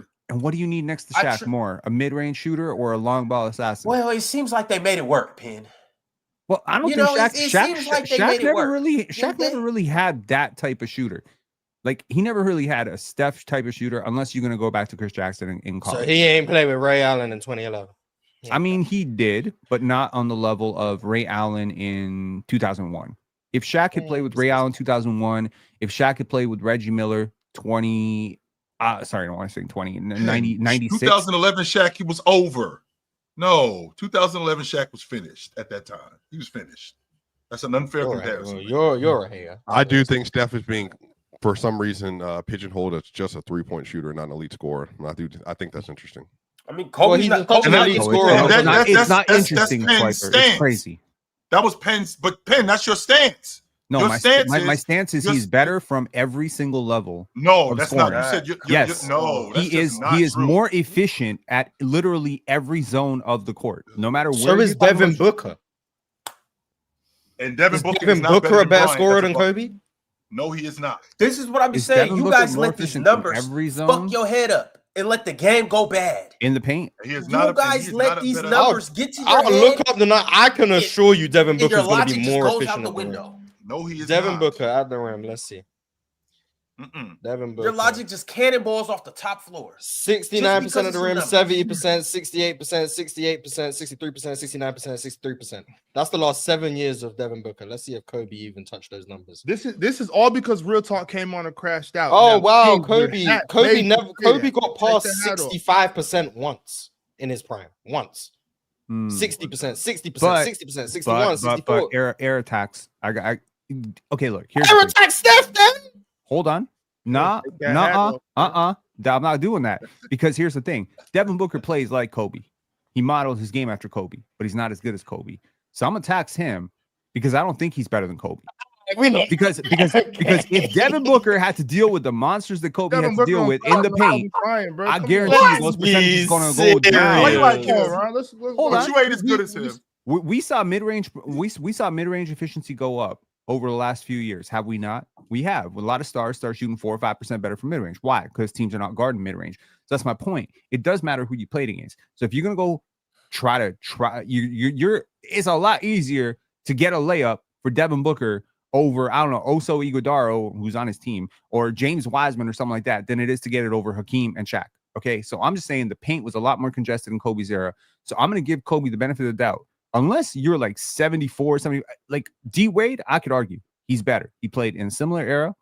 He played during the same time. He dealt with a lot of the same matchups, and he did it more efficiently. With Devin Booker, you just hypothetical. But I don't watch Devin Booker and be like, yeah, he's a better finisher than Kobe. The percentages might say 5-6%, but I don't see it. But with Steph, you can't stop him in any era. There is no era of basketball where what Steph does is not just as effective, if not more effective. I would argue Steph is more effective in the 2000s. When there's no era that Bryant plays in that Steph is more effective in the 2000s. Hell yeah. Well, I think Hell he's- yes. Where you could be more physical. Because the bigs are slower. And Yeah, the, Steph- and, the I mean, ea- can you and the easiest cheat code I'm to asking a stop Steph legitimate is a question mobile here. big. To lead the Kobe thing, because I think the veracity in which people talk about Kobe on both sides is just wild to me. Do you, what, is You there- wasn't are paying there- attention in 2003. are- That's are why. there- That's no, why. that's- We were no, locked Ron, in. I think again, I don't want to push agendas and be nasty. I just want to talk basketball right now. I'm Do talking you think basketball. there's What a agenda am I defensive- pushing? Do you talking think there's who? a defense? There a physical defense that you think Steph has not been able to overcome in his time in the NBA, like in a playoff series? No, Which, Steph has been great. No defense has been able to do. None of these defenses have been able to do anything with Steph. And I want to make this abundantly clear. In the Well- 2000s, defenses aren't really going to be able to do nothing with Steph either.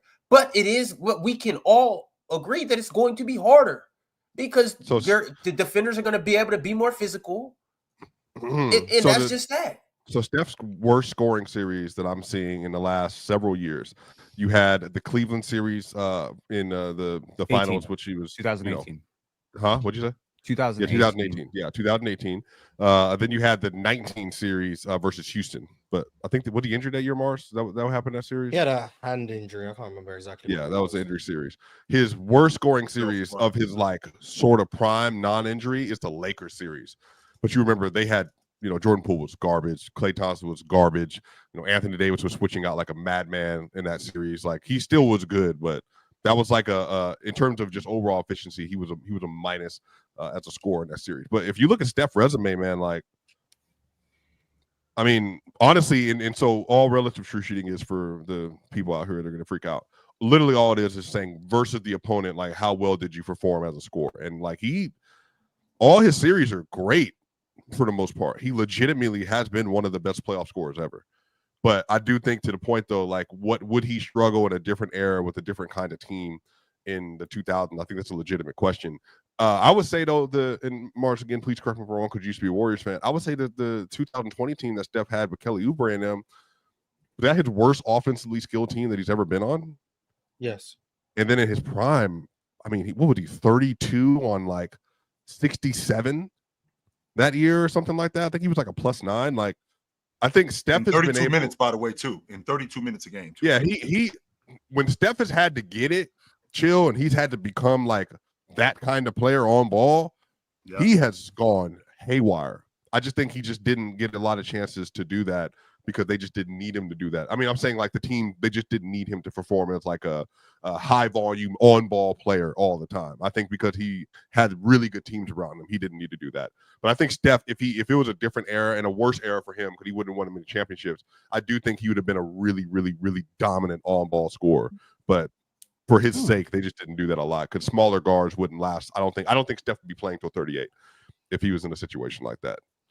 I think it's interesting that he's never had a playoff series ever where he's been below 40% from the field. Ever. His worst is still above 40% from the field. I'm not talking true shooting percentage, which is always going to benefit him because of, an effective field goal percentage because it values threes properly. I'm talking just from the field. He's never shot below 40% in any single series. Kobe's done it 6 times. He's the bigger player, right? According to you, he's the better player. According to you, he's like. I just want to be clear. I did not bring it back to Kobe. I was just talking about Steph in my conversation. Thank you, court reporter, for reading that back to us. Appreciate it. I'm just saying. I think it's just like I appreciate what Cypher brought up because I think a lot of people just get a little amnesia about who Steph is as a basketball player. Like it's almost like they forget like who he's been. Like this dude has been doing this since before Golden State. Like he is an insane scorer. His handle is elite.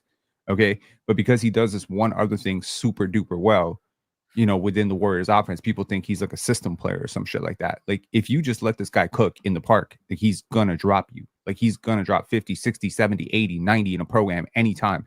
He does not need structure because he has depth and he has ball skills and he has great passing out of those situations. He is a better passer. He is a better ball handler. He is a better shooter. He's got insane counters. He's got great footwork. He has great touch around the rim. He's a great finisher. Like he's way more than just a 3-point shooter. But that's all he's really talked about as, which I think skews the argument. Are you saying Steph's better than Kobe? Just like to have offensively, hell yes. Offensively, okay. Overall, because of the defense, you got. I think that the argument here is just if I could design a perfect basketball player for Shaq to play with, I would give Shaq wider angles. And in order to do that, I wouldn't pair him with Penny, Jordan, D Wade and Kobe. I would pair him with like snipers like Ray Allen and Steph Curry. Like I feel like that. I honestly, there was in 2001 when the Shaq and Kobe thing was getting out of hand, there was like some talk about should the Lakers and Toronto Raptors swap stars, Vince for Kobe, and they were considered in the same ballpark at that time as rising stars in the league. Vince was actually more popular at the time, or right around just as popular.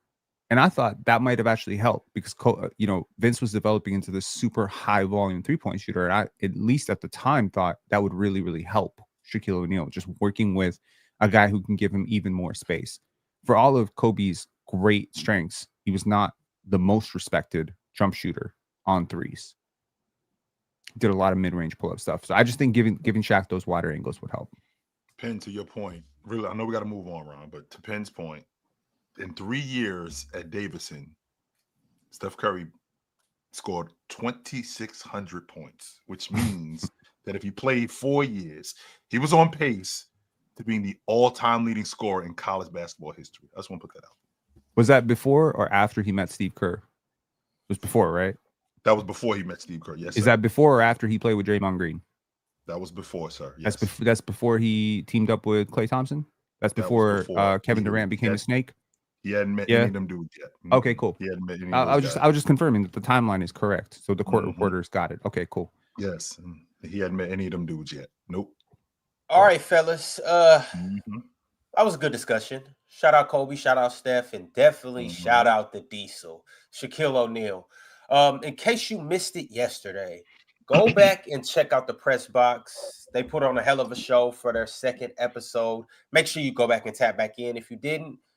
Also, later today, as promised, July 24th at 7 p.m. Eastern Time, 4 p.m. Pacific, we will be on playback.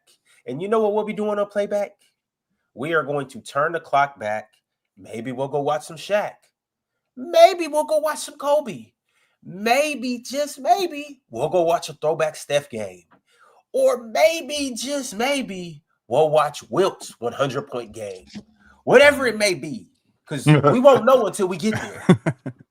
Whatever it may be, I just know it's going to be a hell of a time. And as if that's not enough, tomorrow night, we will once again be on playback, again, back-to-back days, and we'll be watching Asia Wilson and Nafisa Collier go head-to-head. So y'all be sure to pull up for this as well. Ron, remind the people what time to be there for Throwback Thursday. 7 p.m. Eastern, 4 p.m. Pacific. Don't be late. See y'all in a second. We'll see y'all real soon. Yo, Nafisa going crazy. Absolutely. So is Asia. I mean, I don't mean to throw no disrespect on your favorite player, clearly, but if he's a clears right now, like her team's better, she's better, stats better, analytics better, eye test better, she's unstoppable. Holy shit! What stats are better? The rebounding, points per game. What are we talking about? We're talking about like her team's win record is better. All right. You said stats. And I'm asking you, what stats are better? All the stats except for rebounds. So what she averages what, half a point more than her? She averages more points. I think she's way more efficient. How many points?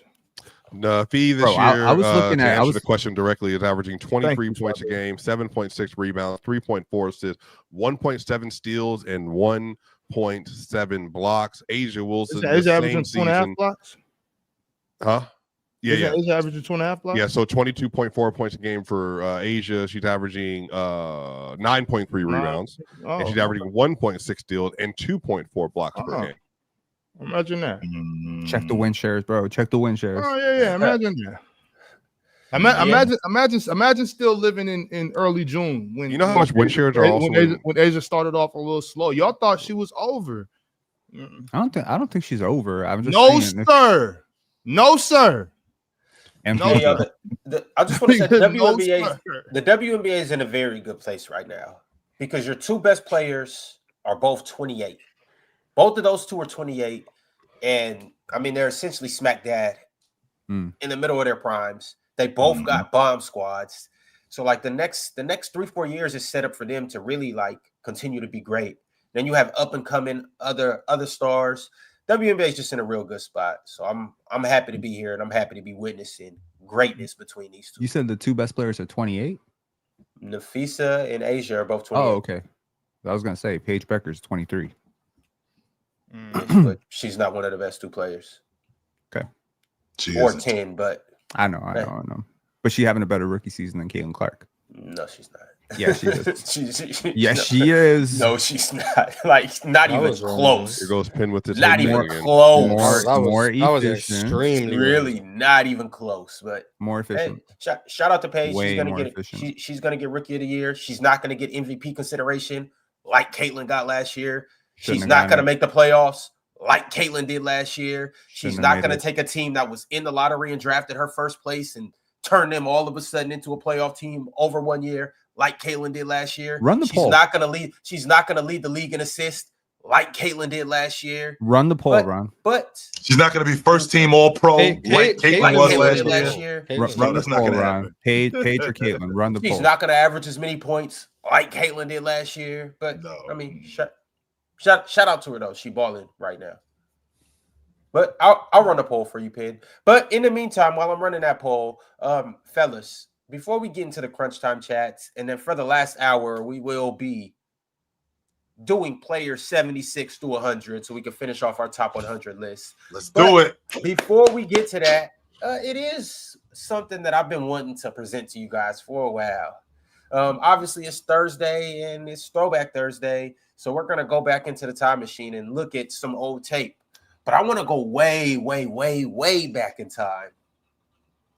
Back when the film was black and white and grainy. Because I was about to say, Ron, because just so you know, way back in time is 2016 for Mars. That's way back in time.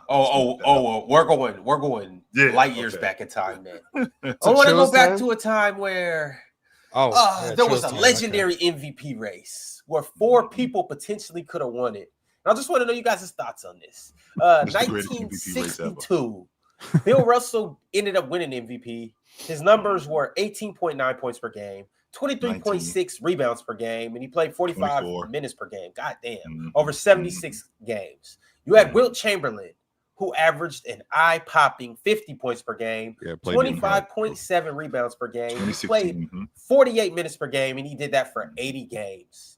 Oscar Robertson, Let's go to normalize these. 30.8 points per game, 12.6 rebounds per game, 11.4 assists per game, and 44 minutes per game. And he did that for 79 games. And last but most definitely not least, Elgin Baylor, 38.3 points per game, 18.6 rebounds per game, and 44.4 minutes per game. But he only did it for 48 games. And you know why he only did it in 44? And you know why he did it in 48 games, Ron? Because I had a day job. He was in the Army Reserve. That's what he was doing. Yo, that's Yeah. crazy. He was in the Army Reserve. Bro. By the way, yeah, that was going on. I had a day job, and at night walk I was into coming to cut ass. Yeah, that's Wow. what was going. That's number one. Number two, there's another guy that you left out because forget the almost 40 and 20 that Elgin Baylor averaged. You left out Bob Pettit, who went almost 30 and 20 that year too, and he came in 5th place. Just put that out there. I just want to put that out there. And you guys reference Russell Westbrook winning the league MVP, averaging a triple-double. So you know, yeah, Oscar Robertson averaged a triple-double. He didn't win the league MVP. In fact, he won it. Yeah, he didn't average a triple-double. Just want to put that Are these the most inflated stats ever? No. The 60 stats in general? Yes. Yeah. Yes. By far. I mean, 'cause I'm literally Why, looking why, at are the they, numbers. why are they inflated though? Because the pace is ridiculous. The pace, Like, they and go ahead. they're also playing 45 minutes a game. That's what I'm saying. Like, They it's didn't just come off the you floor. can't compare it 1-to-1 and be like, oh, this guy averaging 38 in 1962. Like, you give them the credit, like comparing to each other, you give it the credit it deserves, absolutely. But 38 in 1962 is not the same as MJ's 37 in 1988. It's not the same as Kobe's 35 in 2006. It's not the same as James Harden's 36 in 2019. It's not the same. It's like What would when Jordan there's more average in this possessions, era? Well, he wouldn't come out. 21, like 21. But when Elgin- there's more, so when Elgin there's more possessions, box score numbers get inflated. That's not a disservice to what they did. That's just logic. If there's more possessions, there's more opportunities to get a rebound. There's more opportunities to get an assist. There's more opportunities to score points, especially when the league average field goal percentage is like 42%. So there's even more missed shots. So it gives you more opportunities to get rebounds. That's it. That's just logical. That's it. That's just logical. So it's inflated because I got more opportunities to score because it's Yes, inflated. Yes, if Yes, you play it's inflated. 48 minutes a game, yes. Okay, and first of all, The numbers are it wasn't- inflated, yes. And by the way, those 48 and a half minutes, I don't know if you know this, Ron. So he would have played every minute of every game that season. But the one game he didn't play 48 minutes. He got thrown out for fighting. So he missed the last 7 minutes of the game. Otherwise, he would have played every game, every minute of every game that year. Yeah, so But- Shit, we what does might be you? playing a little bit of the semantic game, a little bit inflated. I don't know if that's the word I would use, but if Yep. so, I mean that to me just looks like they just worked harder. You know, they just worked I harder. mean, yes, Like, that's why I said you know, give you you give give Right, right. them the I'm not credit they disagreeing deserve. with you, Yeah, Mars. yeah. I'm not disagreeing with you. I'm just saying like I think the word inflated is kind of throwing people off. A But negative you know, I connotation. think it goes both ways. I think the game was just a lot different, so that's why maybe we shouldn't compare their stats. You know what I'm saying to different areas where they slowed it down a bit. But it's just maybe they ran more, maybe they just rebounded more. Maybe They absolutely did. That's all it is. So Yeah. I don't know if it's. I guess inflated could be the word, but inflated I makes still it gotta seem capitalize like on that, like though. they don't Inflated makes it deserve seem credit. negative, like a negative Okay. connotation. Right. I can Yeah, understand Let's that. yeah, flip it around, You Mars. you Today's can't compare stats are box score deflated. numbers from back then to today. You can't do Today's that. That's what I'm stats are saying. deflated. There you go. Well, can we? Well, then, Can we well, today's no, stats are deflated. Today's stats are inflated compared to like the mid 2000s. Like, and I think, but that's the thing, because like Late no one 90s. seems to have a problem. No one seems to have a problem with saying today's stats are inflated compared to the late 90s, early 2000s. Everyone can say that, and it's fine and dandy. But then They're we hearing say, this in real time. That's why. and we say the 60s stats are inflated compared to today or the mid 2000s. It's a disservice How to them. could anyone say that they weren't Like, inflated? No, it's just is what it is. Like, it's not a disservice that define there's it. numbers. Like, it doesn't take a genius to figure out 50 points per game is obviously unrealistic. Like, he did it, credit. But that's not the same as if someone averaged 50 today or in 50 in 2003. Like, it doesn't take a genius to figure that out. Which, Well, by what the if way, they start running up and Oh, down the court again? Is Hey, it? And if they start playing 120 possessions a game, then Right. yes, then it becomes comparable. Like, But that's see, what I'm here's the saying. thing, though, They need to Mars. get in It's not better like if shape. They need to get in better shape and run more. But, Can but somebody, Ox, what, somebody give me the breakdown right quick, Chill? Can somebody give me the breakdown on what Wilt Chamberlain would average today? Yes, I if can. today, Yes. if Chamberlain was playing today, I'm per not- 38, he would if he played today per 48 minutes, Ox, he would average 30. Wilt's numbers average something like apparently adjusted for inflation is about 34 points a game. About So 34. 34. It'd be 30. Wait Every a shot. minute though, Ron. It's about You don't 34. discredit them, but 34 is more in line than 50. It's about 34 is 34. still ridiculous, though. It's about Oh, 34. that's how you give them credit, Ron. Like, I'm 34 saying and that. 16 rebounds. That's what we're looking at, Ron. About 34 and 16 Come rebounds. on, per man. game. I don't look at That sound like that. Giannis. At no point did I say that you don't give them credit for what Mars, they did, I'm but not 34 I'm is not way saying more that. in line than We 50. No, Wilt I Chamberlain would understand not that. I don't That's- think that's- he's that's scoring not a- 34 with that that- skill that's set not- versus but D wait, defense. but wait, that's- this is Yeah, what but I'm I'm not saying. saying- I'm I'm saying just No, I saying agree with you, purely the Mars. numbers. I'm Yeah, just I'm not doing adding skill further set. Well, context. if you could say that's swiper, or you could say that he would do the same thing because he would just be running. Because that's what he did then. He would outrun him. He would get more possessions. There would be more possessions because He Will would would be outrun up and people. down the court. And with, You know what I'm and with saying? these So, more possessions, sure, he it would sounds still like it's average 50. Fine. You know? And to your point, Ox, Why it not? just sounds like it's a bad thing that I'm Why not? You never know. capitalizing on. Never know. It sounds No, like it's you a know. bad thing that I'm capitalizing on No, more on more possessions because I still have to do that, by the way. So, like, if I got an open shot, I still got to convert that open shot. Well, if I got more open shots or if I got more opportunities to rebound, I still have to convert on those opportunities to rebound. So the idea that this stuff is inflated, well, I still got to convert on this stuff. No, but I don't. What I don't Of like course. is that the guy is that- took 40 shots and 17 free throws. Like, we can call a spade a spade. Like, we can call a spade a Every spade. shot. It's inflated. Like, we can call it what it is. Like, Yeah. Wilt Chamberlain, 50 and 25 is amazing. And compared to what he was doing to the rest of the league, yes, he still averaged 12 more points than everyone else. Credit. And But they call all I'm Ricky saying Davis is the that's not stat pattern. comparable to Joel Embiid's 34 last year. That's not comparable to Luka's 34 last year. That's not comparable to Kobe's 35. Like, you can't just, and you can't even compare, in my opinion, you can't even compare Kobe's 35 to James Harden's 36. Even that's not comparable, and that's only 13 years apart. Like, you have to adjust for the difference in era, the difference in Different possession. game. Like that's all it is. Like, you have to compare numbers within the era, and once you start trying to extrapolate it outside of the era, you have to start using per possession numbers. You have to start adjusting for what the league averages were. Like, that's what you have to start doing if you want to make it fair. Because You're saying if you want to compare the two. You're saying that's just in case if I want to compare. I agree with you on that. I when you look at it that way, I do gotta agree with you. But I also look at it, and I said this a while ago, where if you take a couple areas of basketball, maybe four different areas, whatever section those may be, and you watch them side by side, it's really not even the same sport. Like, it's really not the same game. I mean, yes, the objective is to throw this little round thing in that little round thing, but it's not the same game. Bro. It's like an all-star game. So comparing it, it's just way different. You know, like they don't play the same, they don't move the same, they don't, you know, the sets are way different. You know, everything is just so different. The objective is yes the same, but the way they go about it, I mean, the sport doesn't even look like they're playing the same game anymore, yo. And that's not just the 60s and today. You could take the 80s, the early 2000s, you can split them all, and it's just like, yo, we're not playing the same sport. The offense in 1965 with the Celtics is not the same as the offense in 1995 with the Houston Rockets. No, it's not the same. It's way different. The way that they operate, the way that they throw the ball, the way they throw the ball in the post, the way that those guys shoot the long ball, the shots that they're creating, shooting the long ball in transition, that stuff is not the same as it was in 1965.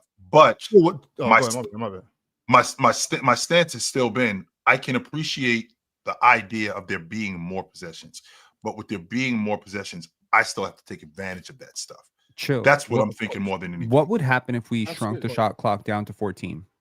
From 24, we took the shot clock down to 14. What would happen to all the numbers in the NBA right now? They will go up. I think that they would go down. No, I think they would go down. That's just not possible. What? It's just Well, here's why. down? Okay, here's what I'm saying, Moss. Listen to what I'm saying. So if we drop the shot clock from 24 to 14, so now I'm not getting the shots in the half court that I would get normally. I got to hurry up and play way faster. So now the sets that we used to run, I'm not doing that anymore. In addition to those sets that I'm not running anymore, the shot quality is not going to be there. There's going to be a lot. So more rebound bad numbers shots. go up. The rebound. So regardless, now wait a minute. Wait a minute, Moss. Do the rebound now. Yes. Do the rebound numbers go up? Yes. When because we talking you're about arguing shooting the more long ball? misses. If you're Either scoring or rebound. The rebound, yeah, Look, one or the other has to go up. they They're both missing go more up. shots because they're rushing shots. They So both- the rebounds have to go up. Chill. The Right. reason I Logically asked speaking. this question, the That's reason I fair. asked this question, Sure, that's fair. if you run a simulation, use Yep. any game you want, like you can use 2K live, whatever, run a simulation and change the rules. Go from 24 seconds to 20 seconds. Suddenly a whole bunch of guys start averaging like 37 points per game. Go from 20 seconds to 14 seconds, and now certain guys start averaging 44 points per game, and Right. that's what happens. But in your argument, you're saying the offense would be less efficient. I hear you. Probably, maybe, I guess in theory it would be, but then the rebounds go up.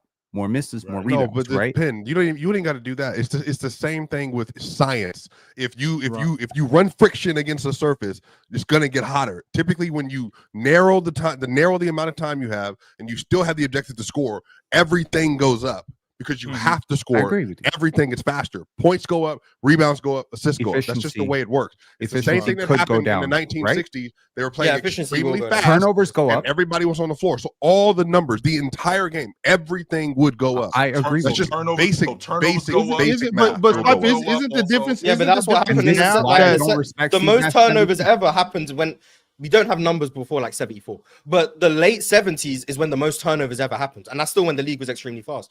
The more possessions there are, the more opportunity for everything there is. More points, rebounds, assists, turnovers, fouls, free throws, shot attempts, everything. Because quite frankly, a possession has to end with some of those things. If they end on a turnover, then there's no rebounds or points on that possession, obviously, but there's a turnover. If it ends on a shot attempt, there's either points on the board, a rebound on the board, or there's a point and assist, or whatever the case. More possessions means more opportunity for Some box score stat. numbers. That's just Some stat, yeah. logically speaking. Like today, the league And- average is about 90 shots a game and 21 free throws. In 1962, it was 107, 108 shots a game and 37 free throws. That's what the league was averaging. Like, there's just more possessions, so numbers are going to be higher. That's just reality. But with At the with three-point the line today, it This goes, is why we use right, and that's possession what I data. was going to say right there, Mars. With the addition of the 3-point line, and so what it was in the 60s, if we sped the game up now, it wouldn't look the same as then. absolutely. Because then it would be more layups, more touch in this. With the 3-point line, I think that just adds more threes. So once again, that's what I'm saying. The game is so different. It's just so different that comparing not only comparing stats is a little crazy because of the inflation and the speed, but the way it's played. So now with the 3-point line changed the game alone. You know what I mean? So I understand what you guys are saying with the inflation. I just think just when people hear that word inflation, it kind of makes them think that you guys are discrediting these guys' scoring abilities, which I mean, I guess If we're playing that much faster, if you take 10 seconds off the shot clock, right? So now we got once the ball goes through the hole, you don't got 14 seconds to you not only have 14 seconds to get a shot off, you still got 8 seconds to get the ball across half court. So now what I really got is I got 6 seconds to get a shot off, right? So what does the 3-point shot look like? Because now we're going to be taking a lot more. Chill, you're not taking all what 8 seconds what when you got what is 14-second shot clock. You're getting the ball. It'd be up like 4 a 4 seconds. second shot. It would be like a 4 second backcourt violation. Yeah. And then you would So have we're to be cutting it you in would half. have to be in a set by the time you get the 10 seconds. You But would have chill, to what start happens? at What least. chill? What happens to defense when you speed the offense up? Defense becomes a lot less effective, right? That's why we play fast. We play fast because we want to force the defense to make quick decisions. Now, it's going to result in a lot of things. It's going to result in more points. It's going to result in possibly less efficient points, probably, but not by much. It's going to result in more turnovers, way more rebounds, and it's going to result in probably. I'm going to tell you this right now. If Michael Jordan played in the 60s, I'm going to say this straight up. He averages 60 points a game. If Kobe played in the 60s, he probably averaging 55. I think y'all gas up Wilt way too much. Because if y'all tell me today, if he played today, if I transport Wilt with his skill set and I put him in today's league with all his, bench press 500 pounds and all that bullshit, you think he's averaging 34? I think he's averaging 15. Well, these players are, and again, I'm not doing. Hey, hold on, Mark. Hold on. Let me just go get ahead, this off real go quick. ahead, Yeah. go ahead. I think players are just less skilled than they are now. That doesn't mean with the advent of science that they wouldn't be better if you gave them like the same time frame as like Embiid and Jokic and SGA and Giannis and all these players to work on their game, they'd be better. But I think the issue is it's impossible to drop Bill Russell, Wilt Chamberlain, and Kuzi and all these players and now and expect them to be just as good in this era as they were then. I just don't. The game is even just mathematically. Court mapping is different. Everything about it is different. The movement is different. The fact that we have athletes this big that are this strong, this fast, this nimble, and this intelligent, they just wouldn't be as good as they were at that point in time. And but chill, I still have Bill Russell in my top 10. But it's not because like I think he's just an outright better basketball player from a skill standpoint than a lot of people. I think relative to his era, I think it matters that you dominated in the 1960s. And I think it goes to the same thing with Wilt. But I think that like you have to hold everything in context of the era that you were playing in. And Mars, please go ahead and finish the point. Yeah, I just think I'm not doing I think the transport player X from 1960 and expect them to be as good as they were today. I think that's just you're asking way too much. And I don't hold it to a Swipe's point. I don't hold it against Will or Bill Russell that I don't think they would be great in today's game if you just teleported them. They don't need to be. I also think if Will averaged 15 today, I mean, Bill Russell was averaging 15 back then. So what's he averaging? 1? Like, but besides the point. Point is, like, the game does adjust and evolve. And if you look at games from the 60s and just take it at, and all you do is compare it to today's game, yeah, you're going to say these guys sucked. Like, that's what you're going to do, like, whether you like it or not. If you just watch a game, if you watch the Warriors play the Thunder today, and you watch Steph and Shea and J-Dub and whoever, and then you go back and watch a 60s game, and you're watching the Lakers play the Celtics, and you're watching Bill Russell, Jerry West, Elgin Baylor, you're going to be like, these guys are trash. Like, Steph is better than all of them. Shea's better than all of them, blah, blah, blah. But then if you start acknowledging, we're about 15 years into the NBA. Also, the rules were very different. Wilt was the strongest man in the league and wasn't allowed to physically impose himself. He wasn't allowed to. He couldn't initiate contact offensively. If he did, it was an offensive foul. So he had to play with finesse. He had to shoot turnaround fadeaway jumpers with regularity. He had to do that because he wasn't allowed to be Shaquille O'Neal. Even if he maybe was as strong as Shaq, he wasn't allowed to play that way because of the rules. When you look at the ball handling and stuff, Bob Cousy, he couldn't dribble with his left, blah, blah, blah. You weren't allowed to put your hand not under the ball like they do today. You weren't allowed to put your hands on the side of the ball. The side. You were getting called for a carry. You weren't allowed a gather step. Elgin Baylor was towing the line with Euro steps back then. And really what it was he picked up the ball and took a step. That's it. Like, you weren't allowed to do anything. The freedom of movement and what you could do with the ball in your hands was different. So when we're saying, these guys sucked, blah, blah, blah, they're being, especially offensively, they're being offered no freedom. If you're stronger than everyone, you can't play like it. If you're more creative than everyone as a ball handler, you can't play like it. If you're a better shooter than everyone, you don't get an extra point for it. Like, every handicap that could be placed on them offensively, besides the fact that if you could run fast, you would get down the court before people, was placed on you. So it's just, I think it's disingenuous from both sides. It's disingenuous, I think, when people say player X from the 60s could come in and dominate the game instantly. Wilt will come in and he still average 50. That's disingenuous. It's disingenuous if you also are like, Wilt would come in and average 15. It's like, okay, but you're not giving Wilt the benefit of adjusting to the time. Wilt, in today's game, would probably be the most freakish athlete in the league. I think that's a fair statement. I think that's a fair statement. Pen? Hell no. Now, you're talking about a 7'1" human being who might be stronger than everyone in the NBA and might run faster than everyone in the NBA. Like, not just there's an argument he might be the most freakish athlete. His wingspan is ridiculous. Like, there isn't anybody with maybe the best endurance in the league too. Than Giannis. He might be the most. Wilt's endurance absolutely clears Giannis. Wilt's endurance alone, Giannis and Wilt are not in the same stratosphere. Giannis, and this is not Giannis. Giannis gets gassed playing 8 minutes straight. Giannis gets gassed. You can watch Bucks games. If Giannis plays 8 minutes in a row, he's asking to come out the game. And that's not a knock on him. He's 6'11", he's a freakish athlete. Asking him to play that long is crazy. Wilt Chamberlain was playing 48 minutes a game in the fastest pace era of all time. And he didn't get tired. And he was resting on defense. And he was the second best defender in the league. Please. Okay. He was the better defender than Wilt, other than Bill Russell. Bro, I think it's the era thing again too. You have to. Okay. What do you mean by resting on defense? Wilt was running down the court on offense, standing on the block, demanding the basketball. Okay, which he got, by the way. Putting it up, running back, and then make a turnaround jump shot with regularity. Running back to the paint, standing down there, blocking shots and rebounding, handing it to his guard, and then running up down again. Blocking shots and rebounding.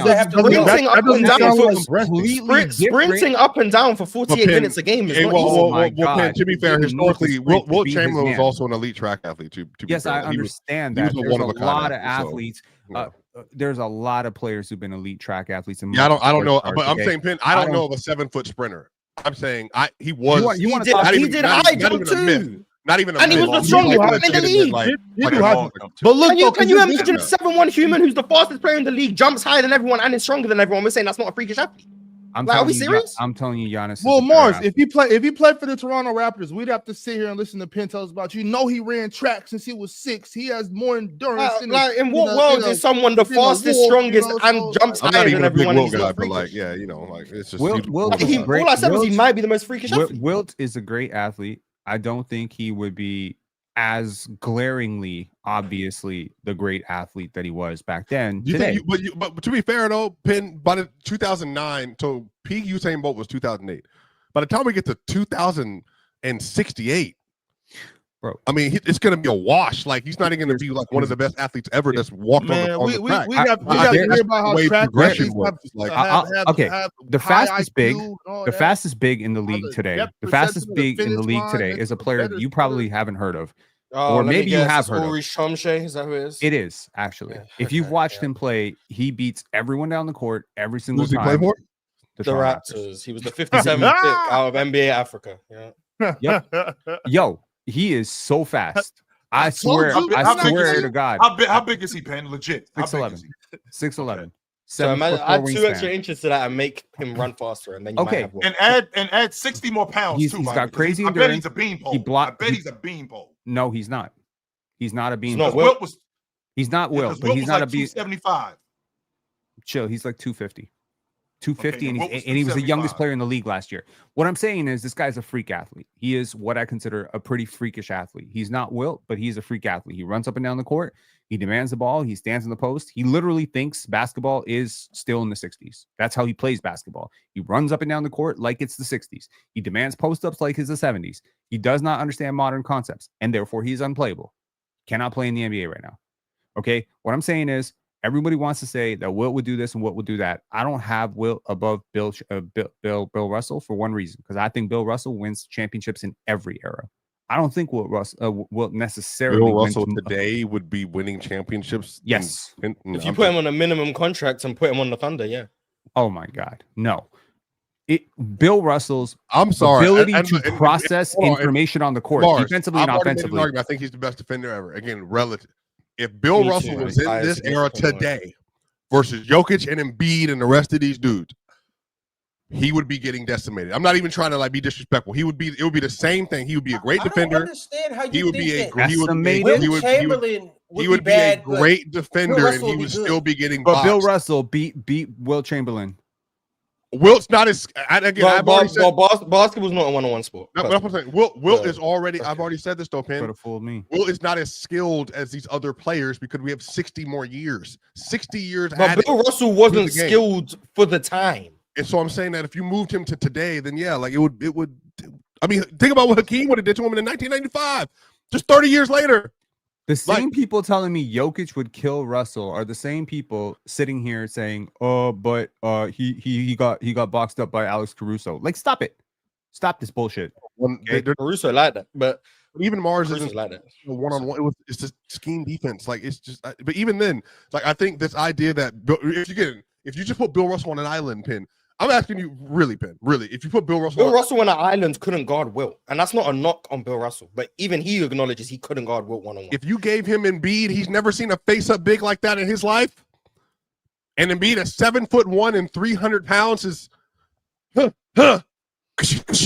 saying winners find a way. Okay, Bill Russell is the ultimate winner. I know that sounds like a platitude. I know it sounds like a platitude. Don't make sense. It doesn't match up with a box plus minus or whatever. But I'm telling you that there are certain things that win in basketball. There is selflessness that wins in basketball. There's court processing and imaging of the court that wins in basketball. There is connective playmaking that wins in basketball. I'm literally watching Bill Russell, like a smaller Bill Russell right now in Draymond Green, and he is connective and he works. Okay.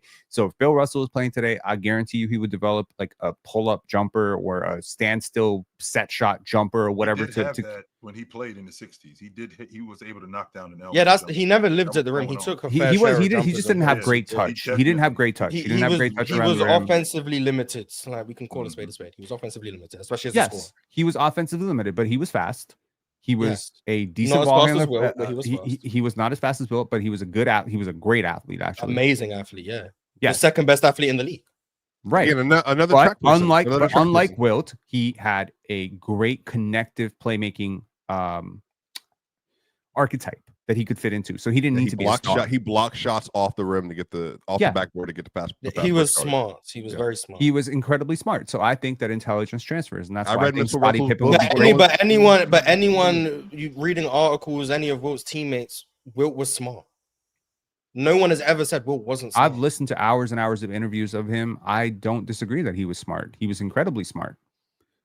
I've seen as Like he wasn't Russell, yo. But- He wasn't Russell. He and the rules weren't designed to stop Russell like they were to stop him.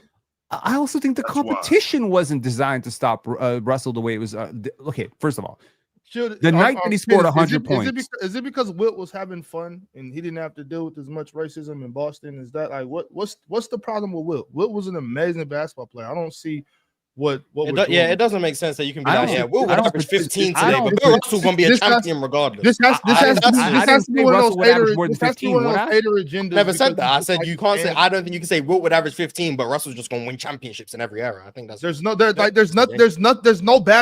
real basketball logic that you can come with to really make that make sense.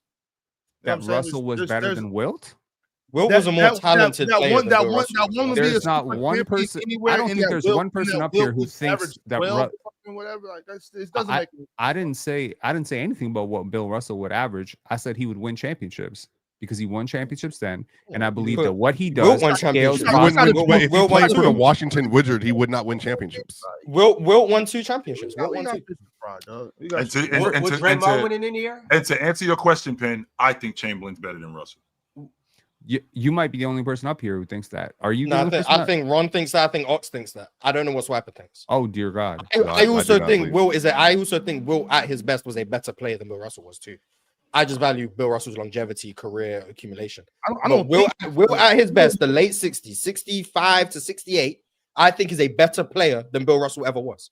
When he decided, I'm going to make more. I'm not going to be a black hole on offense. I'm going to buy in on defense and really anchor a defense like I'm Bill Russell.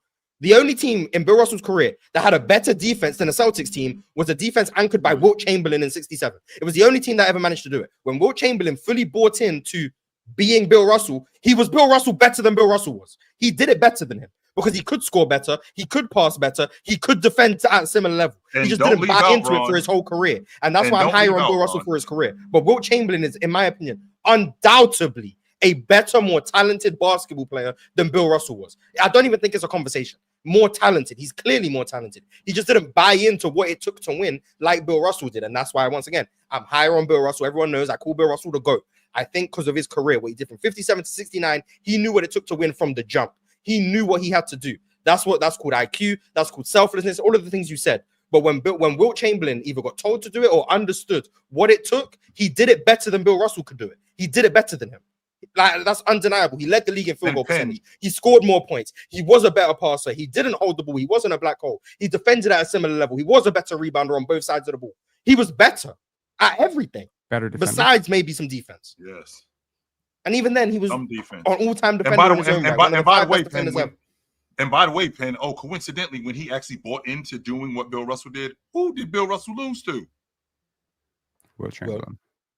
In 5 games, by the way. They got destroyed in that series. They got destroyed in 5 games. Goodbye. They got a door. Yo, I wanna let you guys know that actually is the sole reason why I brought this graphic up. I know we went down a lot of different avenues. For Wilt and Bill Russell. I just don't understand, just looking at all these stat lines, how in the world Bill Russell, well, I know why he won this MVP, but I don't understand how he won this MVP. Especially, like you can go to Oscar Robertson's triple-double in 79 games. Elgin Baylor, probably not with 48 games. But especially when you look at 50 and 25 over 80 games and playing 48 minutes, I don't understand how in the world Wilt Chamberlain doesn't run away with this MVP. If the media voted, maybe he would have won it, but players were voting. Yeah, players valued Bill Russell. Yeah, and he also never mind. Which I have no problem with, by the way. But I don't care about the accolades. But the players valued Bill Russell's defense, leadership, and then Boston were obviously the best team in the league. But also, Wilt Chamberlain on teams that I think for the most part, other than the 69 Lakers team, he played on teams that were worse than the Celtics. He lost to the Celtics in a game 7 4 times. Like, he was Wilt, and I'm not going to say single-handedly because once again, it's not a one-on-one sport. Wilt was taking the Celtics to the brink routinely. Like, yeah, I used to be low on Wilt. Throws the ball in bounds and Havlicek steals it. The game was over. Facts, Bill Russell was about to be the GOAT. Bill Russell and that came off of Bill Russell Turner. Thank you, throws the ball up the stanchion, and the game is going to be over. Throw the ball in the bounds, throw the ball into Chamberlain. throw the ball into Chamberlain, they score, game's over. That was about to happen, by the way. Instead, Halgrid throws the ball, Havlicek picks it off, game's over. That's the kind of stuff that was going on back then. Could you imagine a player in today's game throwing the ball off the stanchion in the clutch to give the team, the opposing team a chance to win the game at the buzzer? I can. Anthony Carter. Anthony Carter. No. Swipe. Joel Embiid. Joel Embiid is taking the ball out of bounds, and he throws the ball. By the way, this is in the Eastern Conference Finals in Game 7. He throws the ball off the back of the backboard. I'm sorry. Toronto is down. Wait, didn't LeBron do that? In a regular season game for the Lakers. He did do that. Now imagine if LeBron did that in Game 7 of the conference finals. In his building, by the way. In Cleveland, he did that. Or in Los Angeles. And then his teammate saved him. He would still be getting fired for that today. Give me a break, man. Like, that's what kind of. I'm sorry. Like, I love Bill Russell. Everyone knows where I stand on Bill Russell. But the Wilt Chamberlain disrespect, I think, is very uncalled for with how good he was at the same time as Bill Russell. Very uncalled for, in my humble opinion. Yeah, Penn, I think you signed up for a butt whooping there. You didn't need to sign up for it, my brother. But, you know. Because I said 15 points per game? No, because you say you think, overrated athlete and all that kind of, and a 15 points per game is kind of crazy, but, whatever. And then Bill Russell will win in any era he's in, even though, like I said, he would have to play with elite talent, which he did in the 60s as well. But I think there's just a lot of intangible shit that goes into winning basketball games. I agree. And I think But you need to score too. So like you would have to play with some No, you don't need to be a great scorer. Dennis Rodman won championships. The teams need to score. No, I understand that, but Bill Russell helps you with that because he sparks your offense with his defense. I'm not. Oh yeah. Yeah. Would he be the best defender in the league right now?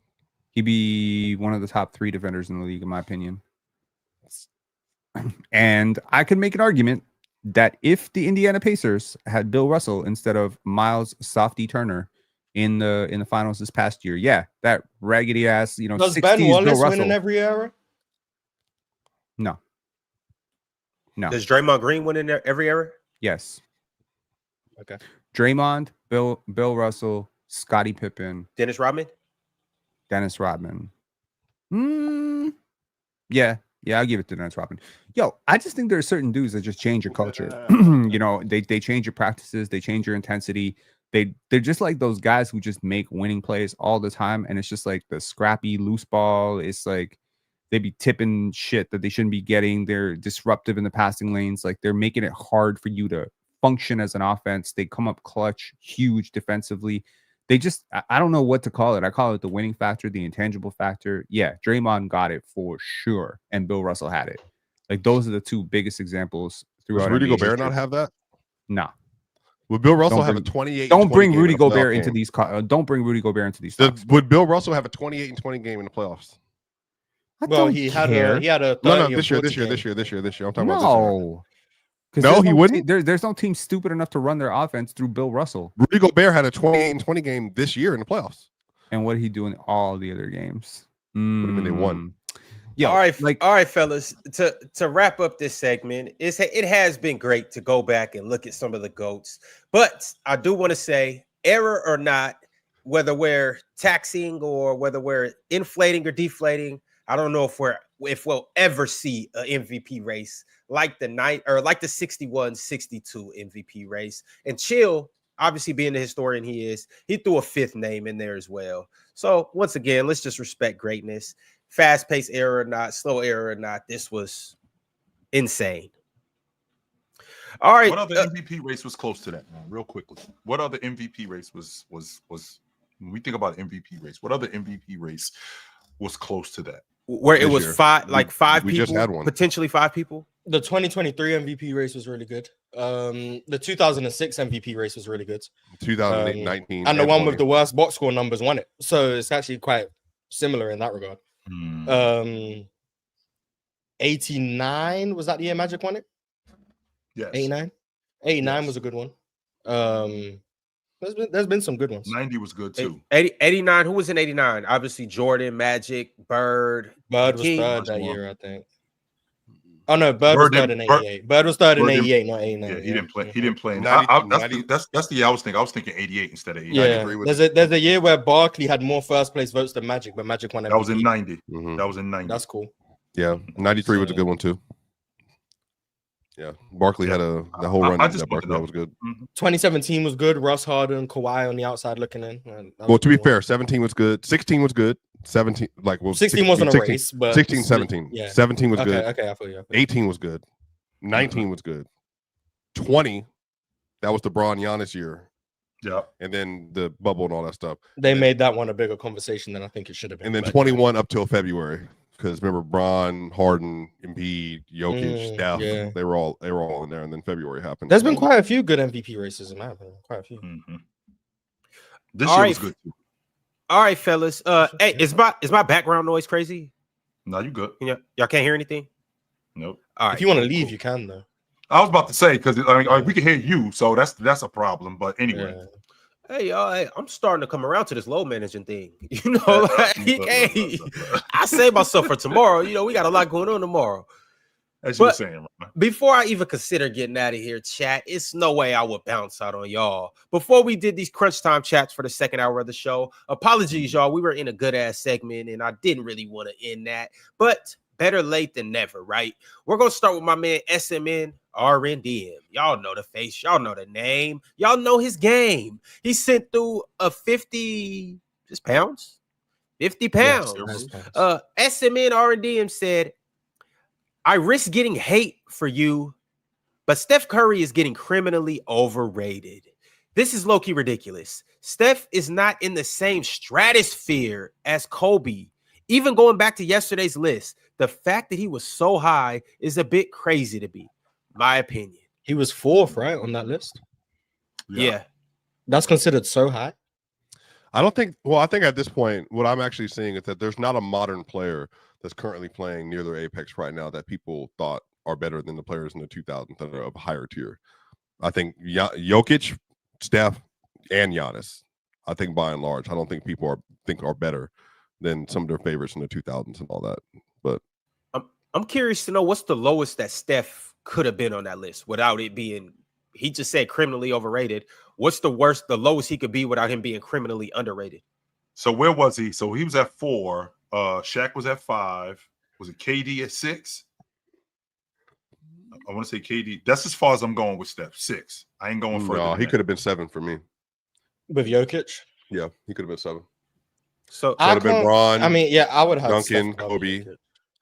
Well, Kobe could have been lower too. Lowest I would have gone is 5. Because I do the longevity thing, so I would have gone if I was going fully in on that. I would have gone Bron, Kobe, Duncan, KD, Steph. The lowest I can get him to is 5. Because if I'm going purely peaks, he's probably still at like 4 or 5. Like I can't get him lower than that without being logically inconsistent, in my opinion. For me, like I can't get him lower than that. So 5 is the lowest I could have gone. Yeah, the lowest I put him under is Shaq. Like, I mean, I could see if KD would have got above him. I mean, I would have talked some shit. That but part right there, Ron. I wouldn't have kicked up no dust though. I wouldn't have. Right. It wouldn't have been. That's as far as I could going. understand. I ain't going past. I can understand it. Jokic, KG, no. Giannis, no. Dirk, no. Wade, no. Yeah, this the lowest I got him go is. I think Steph at 3. So I mean, I had him above Duncan. So we just never had the conversation because I was lagged out. But I had Steph at 3. He was my 3rd place vote. So you think he was better than Duncan this? What about full career though? Let's say Duncan could have got the championship, and let's say everything moves forward a year, and Duncan's first championship was in 2000. I think Steph's better than Duncan. Still? Yes. You have him over Duncan all time? Find out in 3 weeks. I almost got you. You was almost going to answer that. I think Steph's better. So okay. All right, y'all. Moving along. Tupac Westside 474 said, "Morning, gentlemen. I don't think this will work. Book is a decent player, but not good enough to be the primary playmaker. He's better used as a scorer, in my opinion." I think we should start classifying players as he actually is a really good playmaker, but there are tiers of creating elite offense. I don't know if Devin Booker as a playmaker is creating one of the best offenses in the league. There are players that can do that at a higher level, but just from a base range, he's still a really good playmaker. It's just wouldn't that be a personnel thing? though, Swiper? Where is he in the league? When you're talking about having one of the best offenses in the league, wouldn't that be a personnel thing too? I think that's a mix of skill from Devin and personnel. I would say both. Sure. Well, obviously say both of he's those. not Jokic, he's not Luka, he's not Halliburton. Where is he though? Is he the next tier down? As a playmaker? Is he in the same category with Trae Young as a playmaker? No, No, Trey's a hell better no. playmaker. What? Trey's a No. better playmaker. No. No, Trey Is he in the top same? five. Is he in the same category with Brunson as a playmaker? He's better. He's a better playmaker than Brunson. He's better than Shea. too. Luka, No, he's hell not. no. James. No, Harden? It sounds to me like we Both got to of do a them. playmaking tier. no, no. Yeah. They're those are top 10 guys. I'm asking, is he a top 20 guy, top 30 guy? Where is he? He's a better. I don't think he's a better playmaker than Giannis.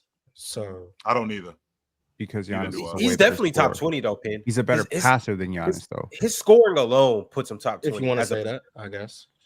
I He's, don't a think- better, he's not. I don't think he's a better playmaker than Steph. I guess my hot take. I don't think he's a better playmaker than Zion. So Ooh, Zion's that's a hell of true a because playmaker, because of the scoring. Once again, is he a better playmaker than Tatum? I think this is where the conversation starts. Yeah. Is he a better No, I playmaker? don't think he is. I don't think he is. I think he's a better passer than Tatum. Playmaker. I don't I think know, he's I a know. better I'm passer saying than like Tatum I know either. passing and scoring both go into it. I think he's a better passer than him. I think he's a better playmaker than Donovan Mitchell. That's why I think he's. But we had that conversation a few months ago. I can't remember who was I on think my it's, side. but someone was on my I side. think that Mars. I think that's a 100 meter race. I think that's 9.76, 9.78 in terms of. That's playmaking. fair. Yeah, but that's the tier I think he's in. Yeah, that's the tier I Yeah. think he's in. Donovan Mitchell tier. So with another two guard, I think he's in that tier. All right, y'all. Chris, keep it 100. Said that poll is crazy. Y'all really got Steph over Kobe in here? Give me Kobe and Diesel, man. 65% of y'all bugging the fuck out. Is that an offense or just a player? The poll was just offense, but I do think Kobe has the largest disparity in terms of where he's viewed. Not just up here, because I know Chill has him at 11 all time. Ox has him at 5, I think. Penn has him somewhere like 10. 10. Okay, 10. But I'm Swiper very has him on the comfortable back with end you of the having top him 10. at Ron has him 7. like But if you 4. have him at 7, I'm very comfortable with that. If you got him at 8, I'm very comfortable with that. Keep going. So Mars. even up here, like we got some people have him in the top 5. I know Ron I think has him at 4. I think. I Ron got has him him at at 6. 4. I got him at 6. Oh, you're at 6 now. Okay, my fault. So No, he's 4, always at 6. 6. I got Shaq at 5. Was he? Oh, Yeah, okay, Shaq. okay.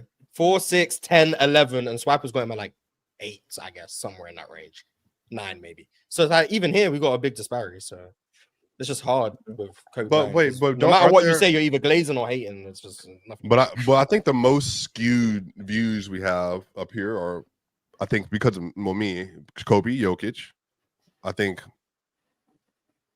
who's third on that list? Like has the highest Wilt, maybe. I don't. Probably Yes, Will. Steph. Probably You're Steph talking too. variability in terms Yeah, of like like the who's lowest. The high, largest low, discrepancy, high, low. like The largest Kevin discrepancy- Durant and James Harden have No, major the largest discrepancies in how- discrepancy is Arvydas Sabonis because I got him top 15. And Okay, y'all well, don't have we him don't top really- Yeah, 15. but you are the only Only one. We're one talking that about talks amongst about him like, like- yeah, yeah. Only with real Kevin ball knower up Durant. here. I know I'm way higher on Kevin Durant. I know Ron is a hater.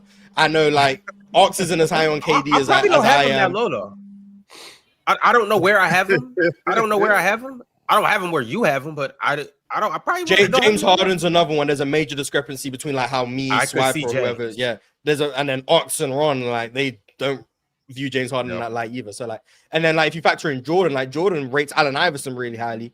I'm lower on that scale in terms of Allen Iverson, so that's different. Paul And, like Pierce. so, Paul Paul Pierce. Pierce in terms of like how Ox views into how That's, Swipe that's views just him. straight hater shit though. So that's why we disagree so much. That's why we disagree so much. There's so many saying, discrepancies though, between all of us. Like you know, I'm gonna tell the truth. It might not be hate, but I don't think there's anybody except for maybe Scottie Pippen. Well, I'm just gonna forget about Scottie. I don't think there's anybody in the league in the history of the NBA whose post career has done more damage to their career than Paul Pierce. Carl agree. Malone. Charles Carl Barkley. Malone. Carl No, Malone. But that was during his career. Yeah, it was actually but, before his By the way, NBA. I think Charles Barkley's right But up no, there no. with Paul Pierce. I'm talking about for no reason, for no real legal any of that type of Well, shit. you For no- say you're a better scorer than Michael Jordan. Yeah, Paul You, Pierce- you're no, giving Paul me a Pierce- no, reason. I agree. I think Paul Pierce gets I'm viewed being so serious right now, man. disfavorably because of that. Yeah, I'm being Well, serious, man. I'm even not then, no bullshit, though, no like bullshit. I'm talking about like besides any like murders, crazy stuff. Just on the legal basketball stuff, court. Just on the court. just for simply talking Paul hoop Pierce shit. gets hate for him thinking he was great. It's only Paul Pierce. Like nobody That's Draymond's fault. nobody other than maybe Scottie Pippen has diminished their hoop career more by just talking shit after playing. Nobody. By the way, I agree today's with Karl that. Malone's birthday, by the way. Yeah, we don't care. Yeah, happy birthday. Happy birthday, Carl. Today's Karl Malone's birthday, by the way. If he didn't see another one, I wouldn't care. Hey, Mars, how many Yo. candles do you think's on this cake? 30. Never mind. That's not the here nor there. Yo. 62. Hey, Today is his 62nd birthday. Holy shit. Mars, would it be crazy for me to have KD at 25 all time? Yes. That is Ticket had him insane. at 27. That's crazy. Having KD 25, and I don't know where I have think that's KD. I'm just insane. asking. I'm just asking. I don't think I'll say that because I say this all the time.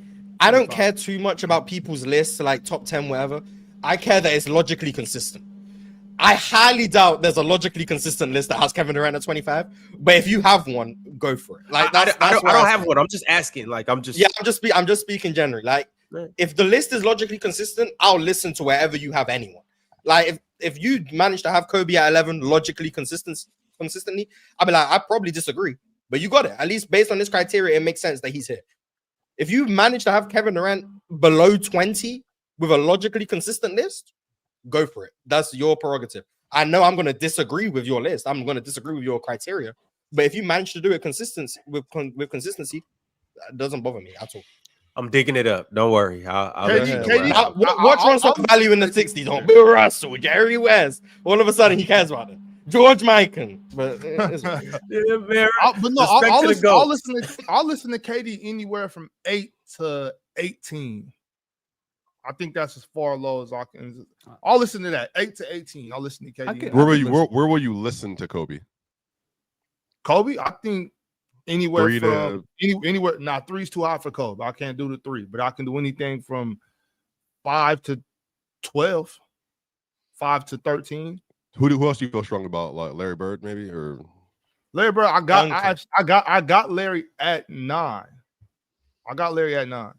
But I think Larry's one of them dudes where I think that might kind of be like your age. It's an age thing with Larry. Like if you're over the age of 45, I can see you having Larry as high as 5, 4. You know what I'm saying? But I understand Larry, like Larry dropping. I understand how he's dropped in a lot of people's conversations. But I think if you got Magic in the top 10, you should have Larry in there somewhere too. That's my stance. I'll never understand the list that have Magic at 4 and Bird at 9. I'll never understand that. That's pretty much my list. It doesn't. Well, that's kind of how I got it. It doesn't make sense to me. I can't. My brain can't rationalize how there's that big of a gap between those two. It's actually 3 and 9. It's actually 3 and 9. Yeah, I can't understand that because I think.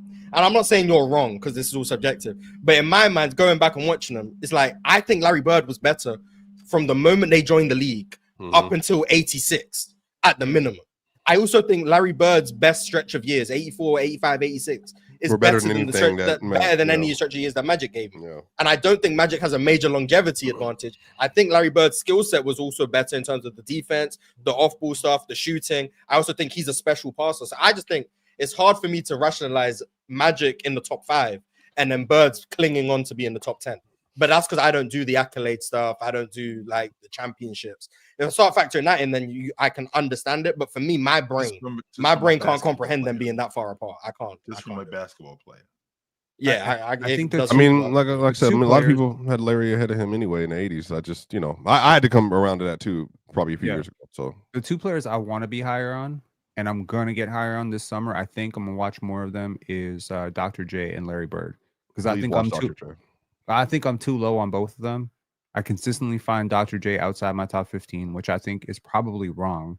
Yes. And I consistently find Larry Bird like 4 or 5 spots below Magic, which I also think is wrong. I used to have them back to back. Like I used to have them 6, 7, but then I started having like Magic at 4 and Bird at 7, and now I'm too far. And then I'm looking at the stats and I'm looking at the analytics and I'm watching some of this game film and I'm like, I really can't make a case that Magic's better.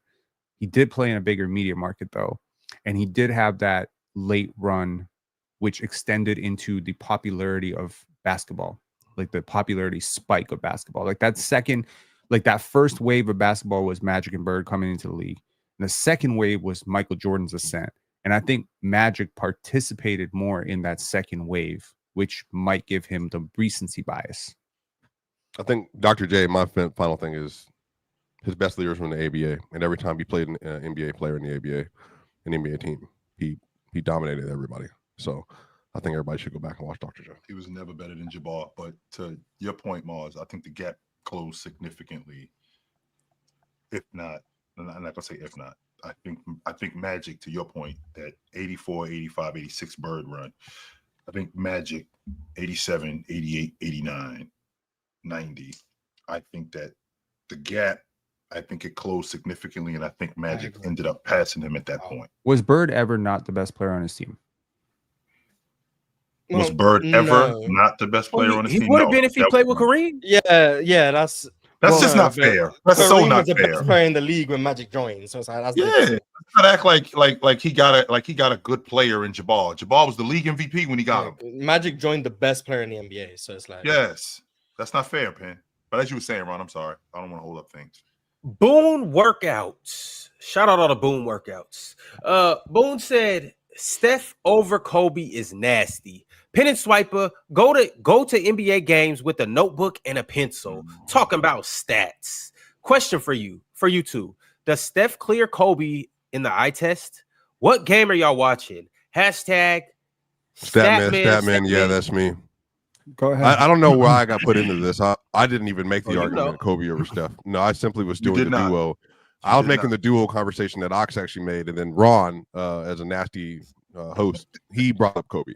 I never initiated the Kobe conversation, so I would like not to be included in that one. Thank you. But you do bring a pencil and a notepad to the games. No, I don't. I just bring my computers to the game when I am modern. there. Oh, a keyboard with a notepad. He has his whiteboard. Yeah, I'm in the media section. What am I going to do? Sit there with nothing, or everybody else has a computer with them? Like, what use your eyes. Am I special? Don't bring no notes. What are you talking about? Don't bring no notes. Honestly, watching games with people is a fascinating affair, right? You see certain people, they be really dialed in, they be taking notes down.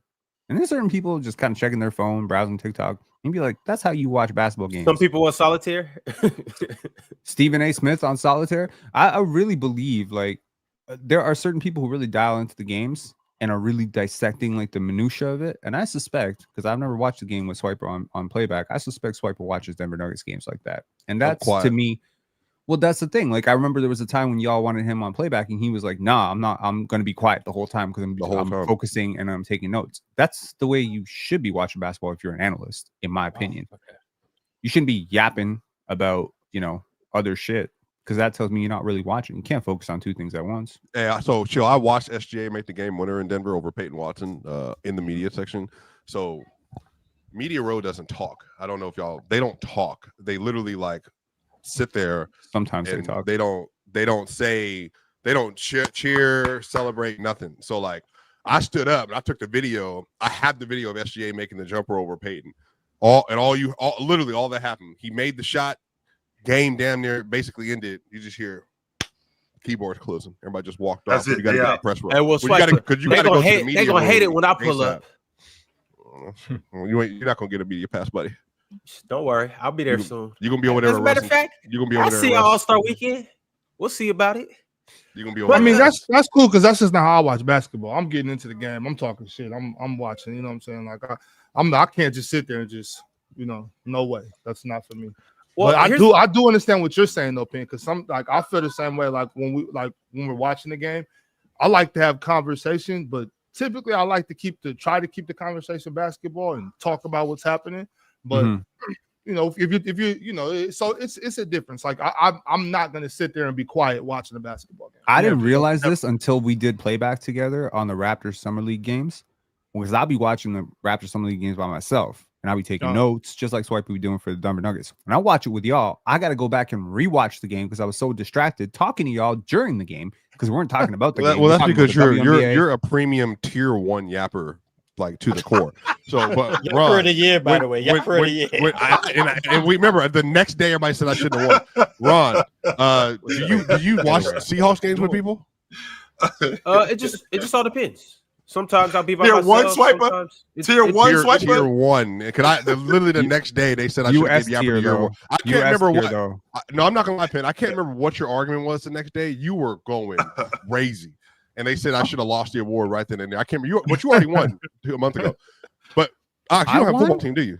I didn't win Yapper of the year. I won Not most no more. obnoxious. Respect Chill, my do award. you watch 49er games like silently or with I other do. people? Yes, I do. I watch by myself. I watch 49 games. Yes. Me too. I don't want no distraction. I don't even understand how you can be a fan of a team and just sit there like watching by yourself. That's crazy. I'm nervous, bro. Back when, No, I feel when, you, back though, when I Swiper. was a football guy, I'm not. There's no way I could watch a Ravens game by myself in the house. Like, no, like what?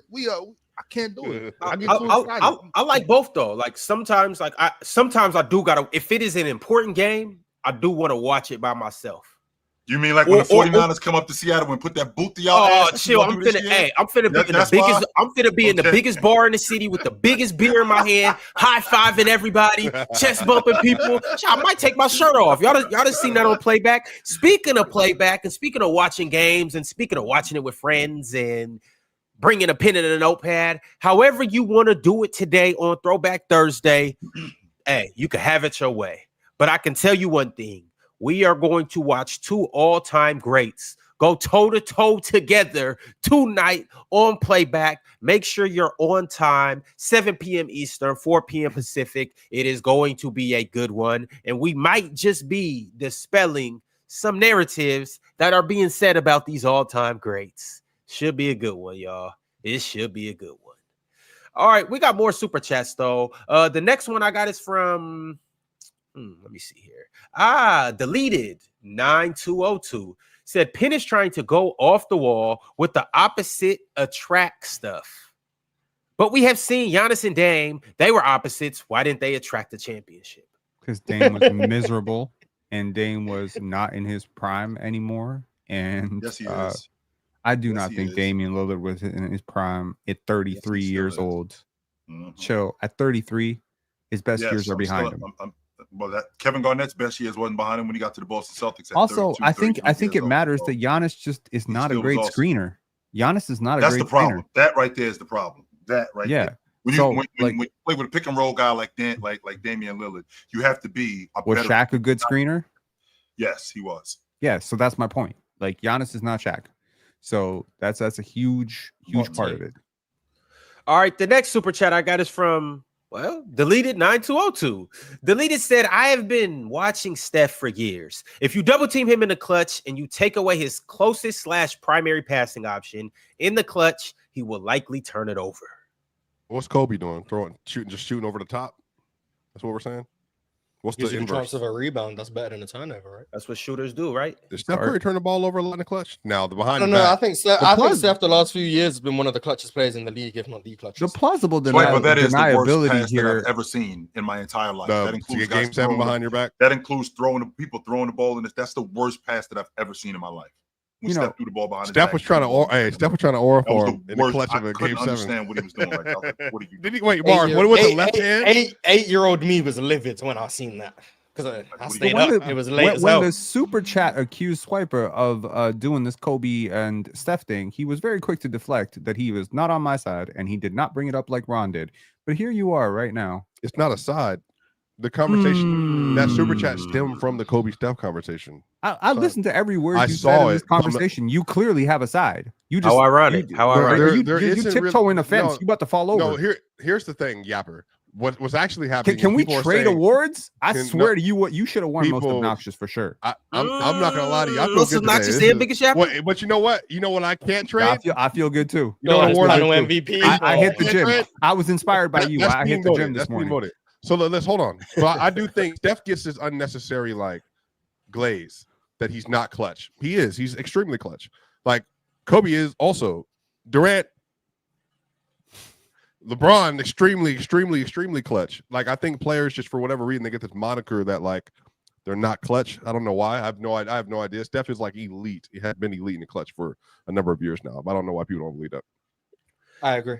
How's that fence? It's good. Renji 223 said you could give Kobe the ball and he'll dominate with ISOs everywhere on the court. If Steph can't get off his sidestep 3 consistently, he's not as dominant. He needs off-ball action to get open. I feel like a lot of the Steph conversation is just outdated at this point. Like, I think that's something that may have been true a decade ago, but Steph's become one of the best isolation players in the NBA. Like, the clutch thing, I think that's outdated. The isolation thing, that's outdated. Yeah, I feel like people are just behind in terms of Steph's career. Maybe when he retires, people will catch up. It's outdated, boss, because he's been doing. I don't know. The reason why it's outdated is because Steph is so good at shooting the long ball is that's what they just focus on so much instead of recognizing the great one-on-one player Steph is, the great isolation player that Steph is. He was the best isolation player in the game in 2020 and 21, by the way, on like the highest volume. So just want to be clear about that. Yeah. But whatever. Don't believe me. Believe Mars with great accent. But shout to y'all. Darren Hernandez said, how you got a ball hogger who copied another man's entire game in Kobe over the greatest offensive threat ever, who revolutionized the game and forced many players to adjust their game, including LeBron. Let me tell you a story. I think Hernandez. The Kobe's or ball hog stuff is also just that's not even outdated. I think that's just wrong. The dumbest coach in the NBA history, by the way, in my opinion, just the worst coach I've ever seen coach in real life in person. I decided one day that Kobe Bean Bryant should be guarded single coverage. Okay. And you know, he had great defensive stalwarts, and you know, he had great defenders like Morris Peterson and Jalen Rose at his disposal. He had a great defensive anchor like Chris Bosh. He put up 81 points on him, man. So I'm just saying, like, I mean, he ran into Raptors again just for 3 seconds. Let it breathe. Look, this is what I will say though, is that this whole thing, honestly, about like if Steph Curry was a Gen Zer, they would just call him a trailblazer. That's all they would call him. They would call him a trailblazer for glazing Jordan, for copying his game. Everybody wanted to be Jordan. Kobe was the only one good enough to do it. He was the only one good enough to model his game after Jordan bar for bar and to be damn near just as good for a good number of years. So, yeah, man, like Kobe was one of one. Like, it's okay to copy somebody's game because that's your hero. It was Jordan's hero. It was LeBron's hero, too. But LeBron couldn't play like Jordan. So by the way, Jordan copied somebody's game, too. David Thompson. Yeah, David Thompson. Yeah, we all know. David Thompson. Oh, did we bring it back to Denver? Oh, my bad. No, he asked a direct question. You guys very are well known. for bans on pettiness, right? No, there's no ban for bans. I've already told you the story before, Mars. Can we introduce a pettiest of the year? No, I don't want to do that next year. Penn, I don't want to be nominated for any more awards. Panelist of the year is already a big enough trophy. I'm saying that in this situation, chill. Jordan said David Thompson was his idol. I'm going directly to the Hall source. of Fame. He introduced directly him to the Hall of source. Fame. Yeah, so that's what I'm talking about. He introduced him into the Hall of Fame. Yo, Swiper, speaking of the Trailblazers, I want to shout out to all the Trailblazers in the chat. You guys know what this is. These are Trailblazing points, or the top fans with VP points. Shout out Masinko. He came in first yesterday. Shout out Jay Sweezy. Jay Sweezy became number 2, and Teddy Hart, a Hall of Famer, came number 3. No surprise there. Salute to all of you guys, and salute to everybody that's racking up the XP points today. Keep doing what you're doing in the chat. All right, y'all. What's the Trailblazer trophy going to look like? Like the Blazer symbol? You don't want to know. Hey, but shout out all the Trailblazers. You guys will see when you get your trophy, and you'll see what it's shaped like when you get it as well. Archer Vieira said, for the love of God, some of y'all talk like Wilt play. If Wilt played today, he wouldn't study today's game. Y'all talk like he wouldn't he would shoot underhand free throws and say he plays for the Philadelphia Warriors. Stop. Well, people shot free throws normally back then, and he shot them underhanded. Why wouldn't he shoot them underhanded today? He did that one season, and the one season he did that, he shot his highest free throw percentage. So he should have kept doing it. Yeah. A lot of players actually should do it. I'm not lying. I've tried it. Shaq was brought that idea to him. He was like, "No, I can't do it." Mm-mm. Hey, look at Masinko. Masinko said he ain't sending no more super chats. Luke Kenyon 134 said the Wilt disrespect needs to stop. His athleticism alone would allow him to dominate in every era. I understand the pacing inflates his numbers, but also take into account the spacing. I mean, he wouldn't be as great of an athlete as like Chris Boucher, but you know, he would still be a really, really good athlete for sure. Hunter TV said, I think it's relevant that those Wilt championship teams were also better than any Russell team ever. Statistically, he's not wrong. The 67 Sixers, I think, were the best team ever to that point. Mhm. And then the 72 Lakers set like the win streak record before the Heat broke it in 2013. They won like, Right. I can't remember how many games in a row. I couldn't tell you. But like They both also- some of the most dominant teams ever. They also had the most wins in NBA history too. At that point, like nobody had won 68 games. So SMN RNDM said to answer, for me, KG, Giannis, KD, Shaq, Harden should have been above Steph. I would even go Dirk. Also, Swiper, I actually regard this generation higher than most, just not Steph. I don't know. KG and Giannis. Read those names again. Wait, read those names again, please. KG, Giannis, KD, and Shaq. No. And Harden. And James James Harden, Harden. James Harden and Dirk, in my opinion, are insane. Also, saying all those names and not saying Jokic, very questionable to me.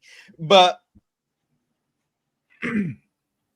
Shaq, if you're going purely peak, that I can understand Shaq. But then you can't then take Shaq and then not take KD, in my opinion. I mean, you can't take Shaq and then also take KD. I think that contradicts itself.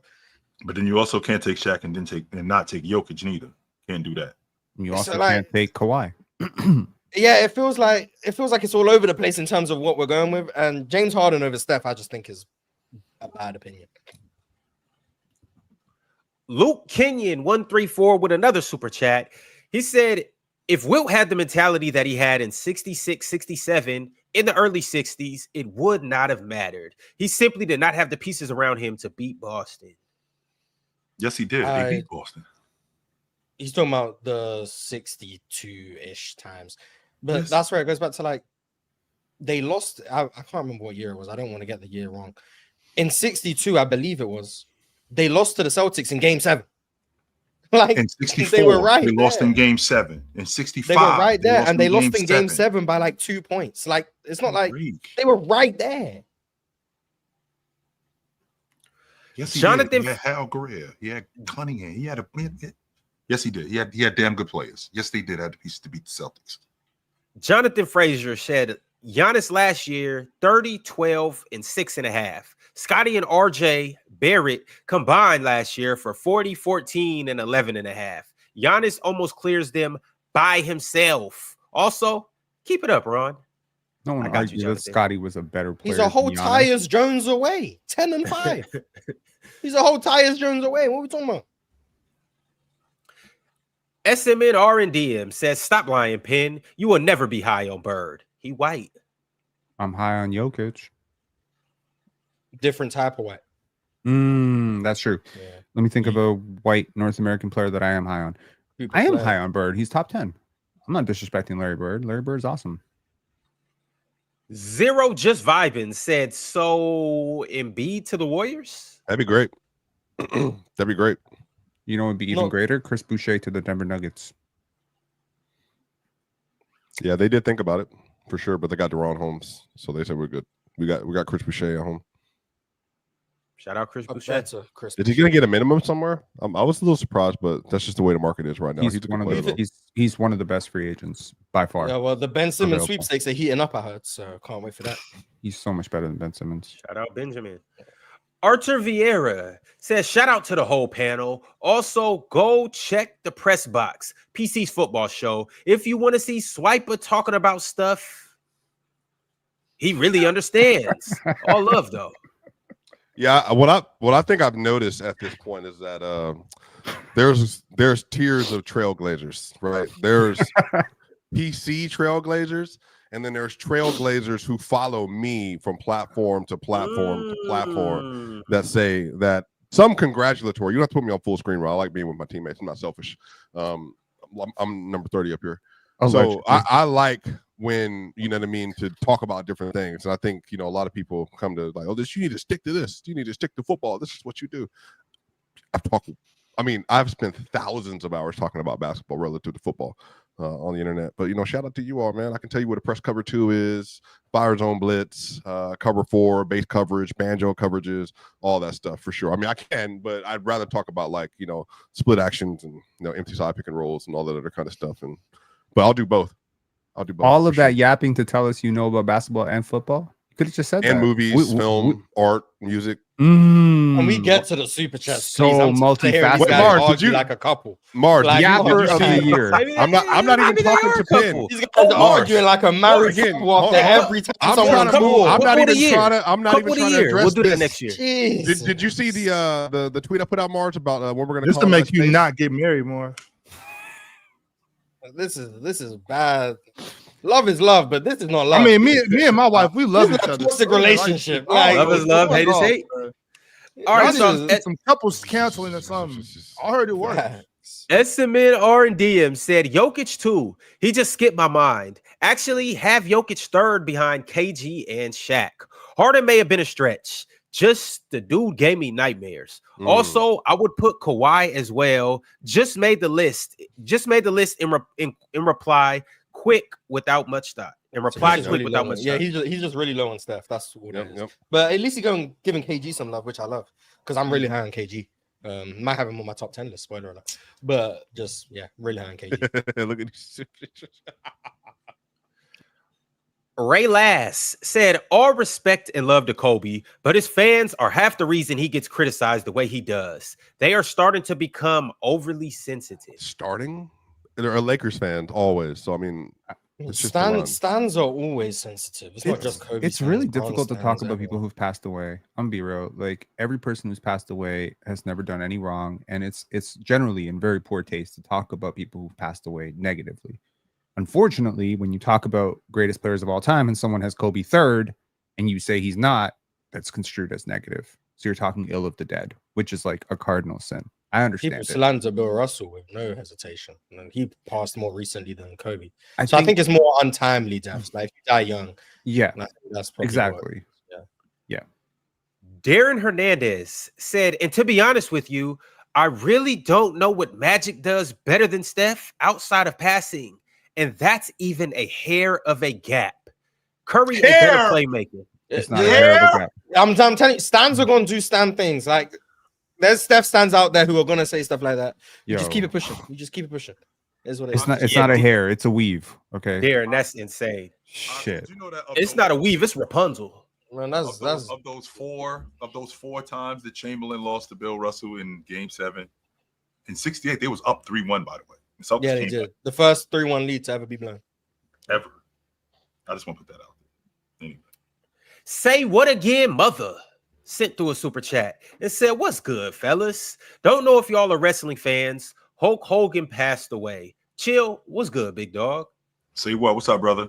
I actually went to see Hulk Hogan. Yes, sir. My mother took me and my brother to see Hulk Hogan in 1987 in Madison Square Garden. Dope. I've That's seen dope. I've seen him in person too. You talk Mars about is someone who's done like more to damage their legacy is so post career. That's one dude who did a lot to damage his legacy after. Oh, he's a career. jerk off, 100%. This man No said doubt about it. 1987. Remember Yeah. he said Shout the, out the Big most Hulk, famous, man. Shout out Big Hulk. the most famous what Hulk Hogan post 2000 post retirement was he didn't want his daughter dating black man or something like that. He did say that. That was Hey, That look, hey, plus the sex. I bet he tape, ain't plus, stop her. Yo, Tell you what, hey, he wouldn't have stopped me. have you seen her? No, I haven't, but Man, if I didn't want him to stop me, he wouldn't have stopped me. That's the only thing. Just so you know, Swiper. So it was Hulk Hogan, the British Bulldogs. Jake the Snake was there that night too, by the way. Oh, it was awesome. yo, that's dope. Mm. Was That's Bret dope. Hart there? No, he wasn't there that night. Mm. Saunders 1702 said, I'd rather have Steph with Shaq, but Kobe's rim pressure clears and ability to get free throws is better. Also, pre-2000s lowers Kobe's averages while Steph's miss-offs. Missed the playoffs. Yeah, that was something I checked out. But if you just use Steph's prime, so like 15 to now, and Kobe's prime like 01 to 2013, the per 100 numbers, Steph's points are still higher. But once again, there's still factors that go into that. I'm just saying, even removing those years. Unbede? Hope I'm saying your name right. But Unbede said, y'all's evaluation of Giannis as a passer confuses me. You say Scotty and Booker are better passers, but the reads and passes I see Giannis make are crazy. I don't think was they're better I passers. want to make it clear. I was trolling with Square Bonds, and I never said Devin Booker. So I just want to make that clear. I'm not Pen trolling. take away. Yeah, Pen take away. I'm not trolling. Yeah. I think What about the Scottie- defense part? No, the passing part. I think Scottie Barnes was better passing- on defense passing than Giannis and last defense. season. I think, yeah, that's something I'll stand on. You can clip it if you want. I think Scottie Barnes last season was better on defense than Giannis was. That's something I believe. I don't But even think Mars, that, I don't think PC, that's a hot take PC at may all. PC may not clip that. When but you said I Scottie Barnes' will name and definitely Giannis' clip name. that. I'm gonna clip that. Mars knows ball. That's one of those things that, like, if you're watching, you can see that Scottie Barnes is clearly a better defender than Giannis at this point in their career. And that's not a knock. Yeah. I just think last year wasn't a great Giannis defensive year. And I think Scottie Barnes, when you're playing defense on a team that wins, how many games did Toronto win last 30. year? 36? 30? 30. Okay. You're playing defense on a team that wins 30 games, it's hard to get recognized. That's why I think it's amazing that Tamani got recognized. I know they won 36 in Portland, but that's why I think, like, when you're playing defense on bad teams, you don't really get the same credit. Yeah. And I think Scottie Barnes, the defense he was playing the second half of the season in particular, Yeah. that was all defensive level defense. And I don't think Giannis played that level of defense this season. Emmanuel So quickly it's not a played, knock like, on less Giannis. than I think I'm praising Scottie Barnes. Emmanuel quickly played less than 1,000 minutes last year. He is very, very important to what they do, especially like through BI and Scotty and RJ and stuff. So, yeah, if IQ plays this year, he might be the cheat code for their offense. And if they win 47 games, then we see Scotty recognized for his defense. Yeah, I can't wait because you talk about the Raptors all the time, and you guys suck.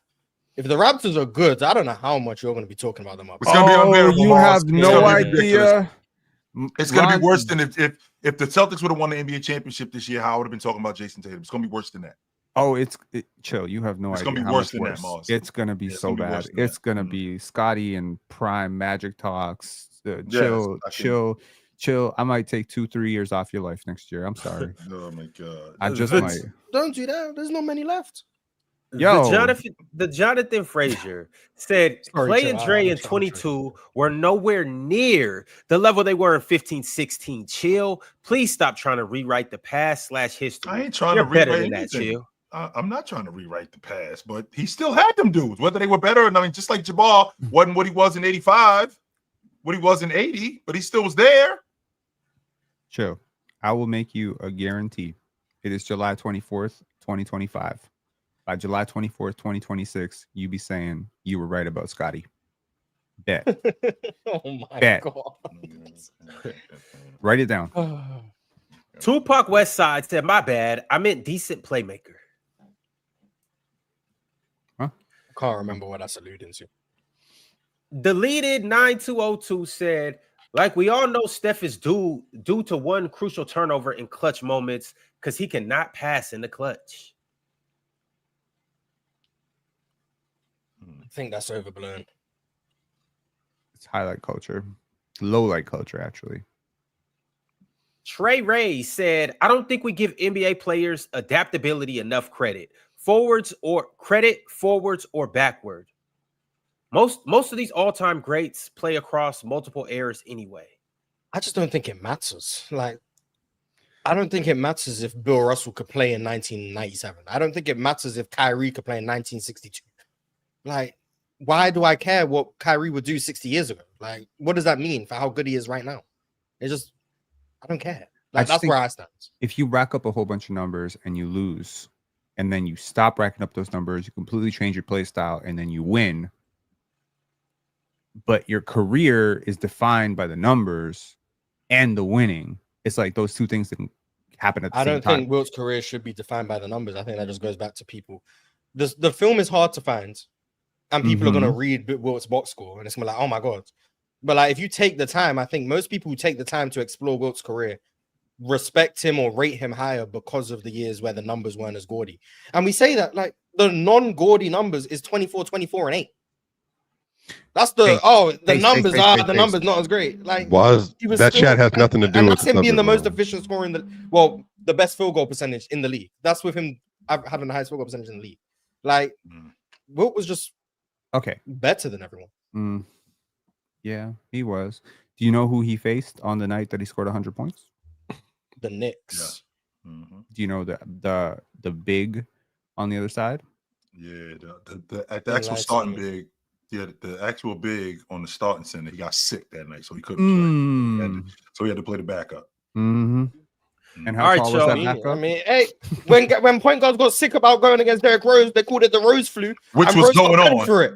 And Which Rose was got credit for it. 100% So going let's on. give Wilt some credit for the That Wilt was flu. 100% going Yeah, on. let's give Wilt some credit. What are we talking about? So he's ducking.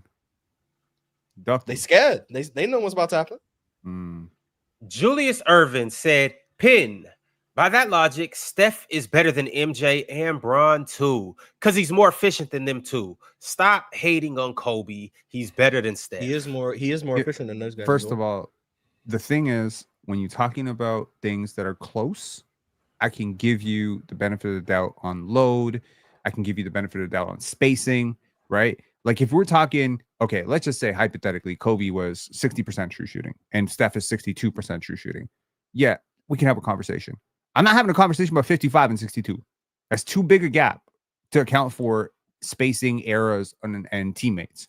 So with Michael Jordan, I think Michael Jordan is more efficient today because teams don't guard the mid-range as much and he'd be given more opportunity. There's more space for him to work. There's more outlets. And I think Michael Jordan's a hell of an underrated defender.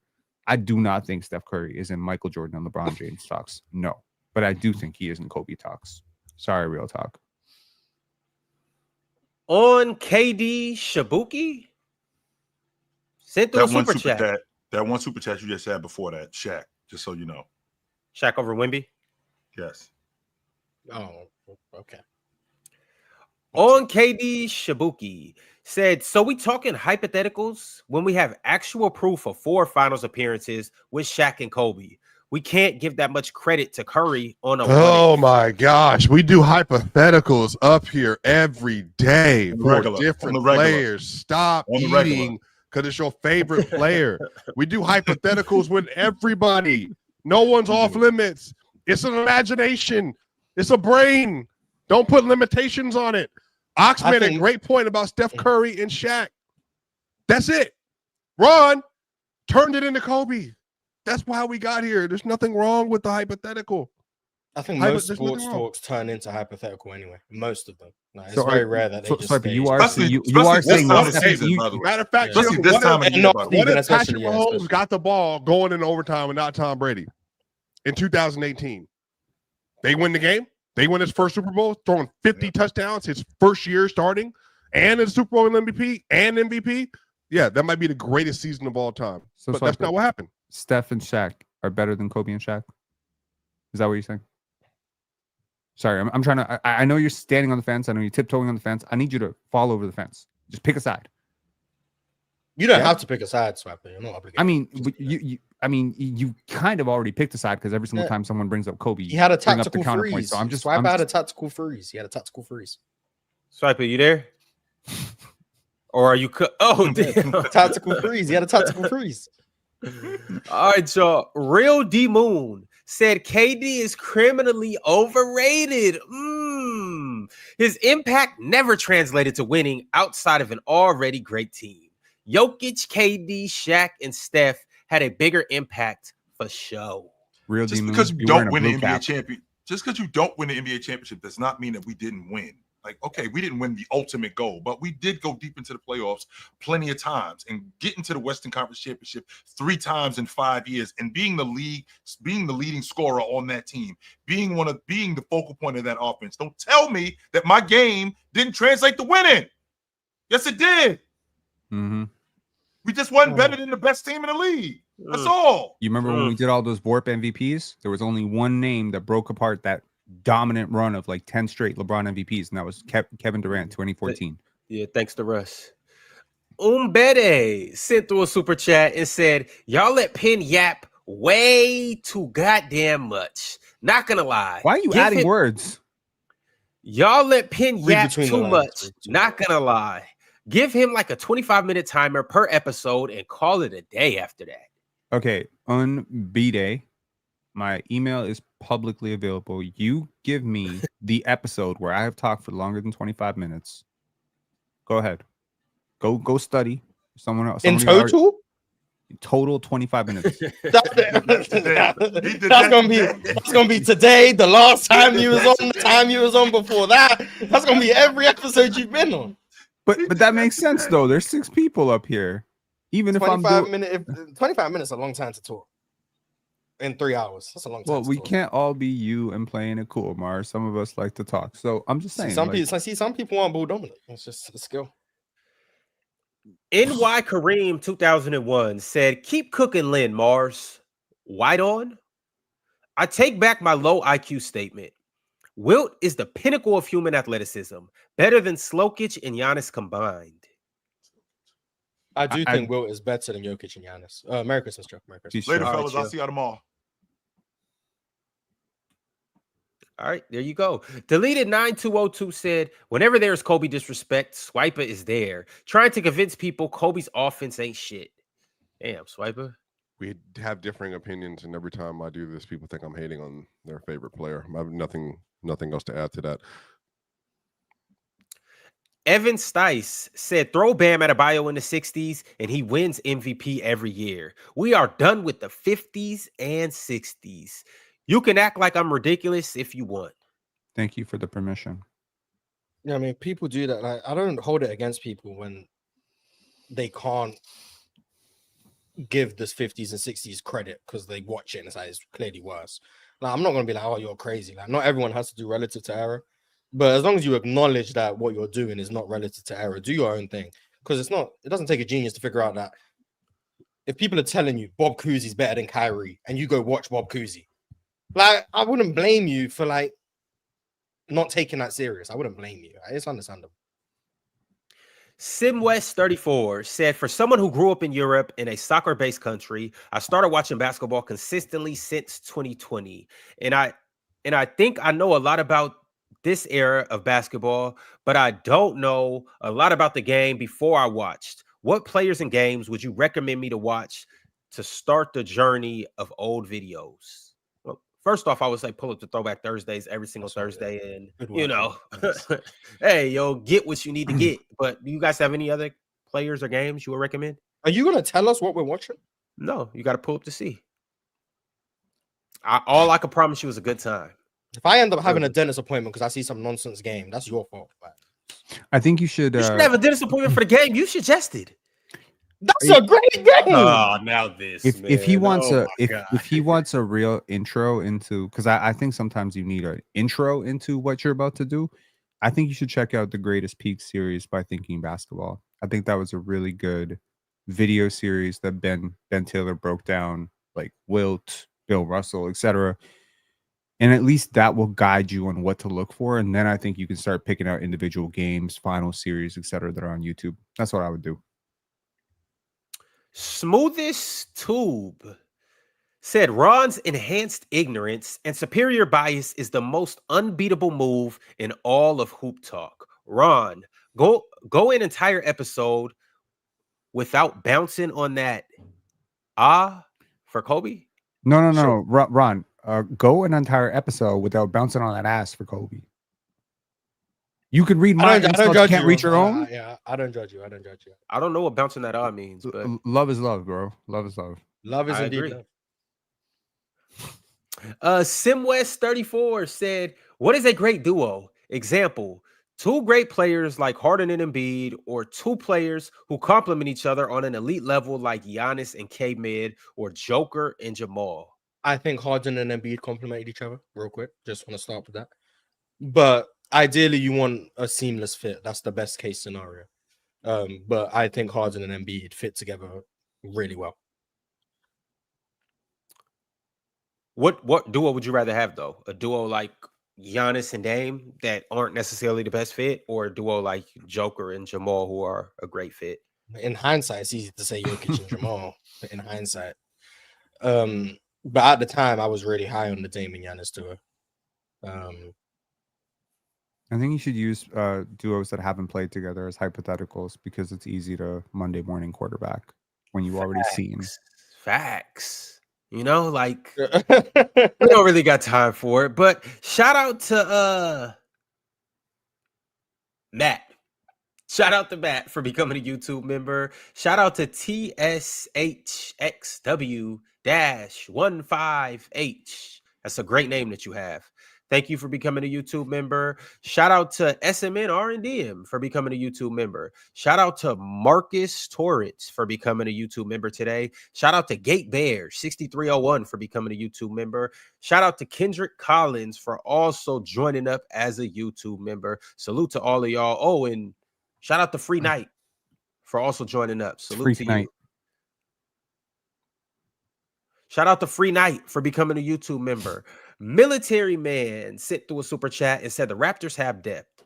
Scotty has never had an elite or this elite of a scorer next to him. Gonna be the 6th or 5th seed. Surround him with shooters and defense. It's over.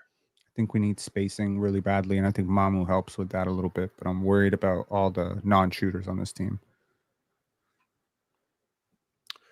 Real D Moon said, to the degree of the names I name, no, I think not. Scoring is more important, but just like Kobe said, Harden will never translate to a chip, vice versa. That's not what Kobe said, by the way. Shout out to what Kobe really meant. Kobe did predict that Jokic was going to win an MVP in 2017, though. So, shout out to my dog. Who's your dog? Kobe? Okay, gotcha. Darren Hernandez said, not only is Curry the GOAT defender, he's also a part of once clause because he would have gifted Shaq 3 more Finals MVPs. What? I think he meant Santa Claus. He's also probably did mean part-time Santa Santa Claus. Claus. Oh, He's also part-time Santa Claus because he would have gifted Shaq 3 more Finals MVPs. Hey, shout out Kobe. Shout out Santa Claus. Hey, that makes me think even greater of him. D9 the one sent through a members chat and says, salute goofies. Links back to the finals. It's a lock. Dub PC. Shout out Minnesota. And shout out to our playback on Friday when we will be watching Minnesota and we will be watching the Las Vegas Aces. Y'all be sure to pull up as well as Throwback Thursday tonight. And last but not least, make sure to go back into the time machine and check out the press box episode 2 from last night. Do your job, chat. Do your job. All right, we got a couple more super chats and then we're gonna get up out of here. Stacks Different Timing said, stop putting Trey in Hallie talk. He's not past. Stop putting Trey in Hallie talks. He's not past first like Rondo, CP, or he's not past first like Rondo, CP, and Nash.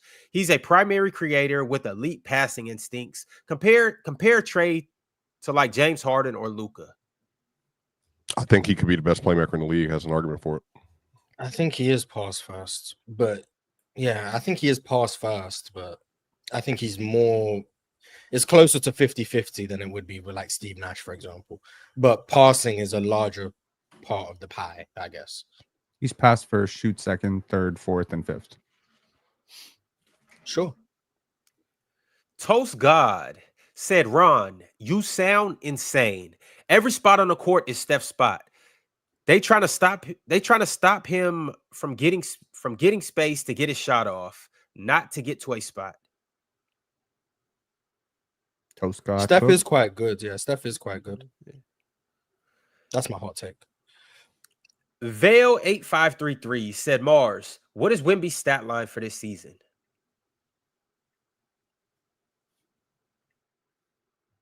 26, 11, 5, 4 blocks. 50 and 24. You heard it here first. And he will shoot like, I think he'll shoot like 37-ish from 3 this year. Shout out to Wilt Chamberlain, 50 and 24. Last but not least, we got a members chat from Trey Ray. He's been a member for 2 months, and he said, isn't determining inflation and deflation based on a baseline? What is the baseline for the NBA's pace and stats wise? That's a really good point. I don't know the answer to that. Yeah, I don't know the answer to that.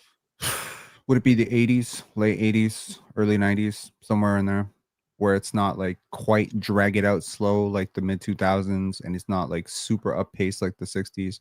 I think you'd have to probably go era by era and then find a median, and then that's your baseline. I was thinking just that average throughout NBA history, and everything Yeah. above that is inflated, and then everything below, well, to a degree, obviously, but everything above that is obviously higher, and then everything below that is low, and you probably want to meet it in the middle somewhere. But I don't know the answer to that, and that's me thinking in 20 seconds. But I think that's a good question. if athletes get better, if athletes shoot from deeper, if athletes are faster, bigger, etc., there's more skill, there's more ball handling. Bigs can bring it up, don't have to pass the guard. I think some element of pace improving is just players improving. It can't all be. You can't tax every deviation All from right. that piece. Hey, Swiper, before you get out of here, I actually just found the baseline. The baseline is Kobe in 2003. I know 2 people who didn't get a chance to watch that, but in case you didn't get a chance to watch Kobe in 2003, that's the baseline for greatness. So if you missed it, go check it out, or you may be able to check it out tonight on Throwback Thursday. All right, Casual, Swiper, and Pin. I will catch everybody else later or in a couple hours on playback. It was amazing, and I'll see you soon. We out. Merry Christmas.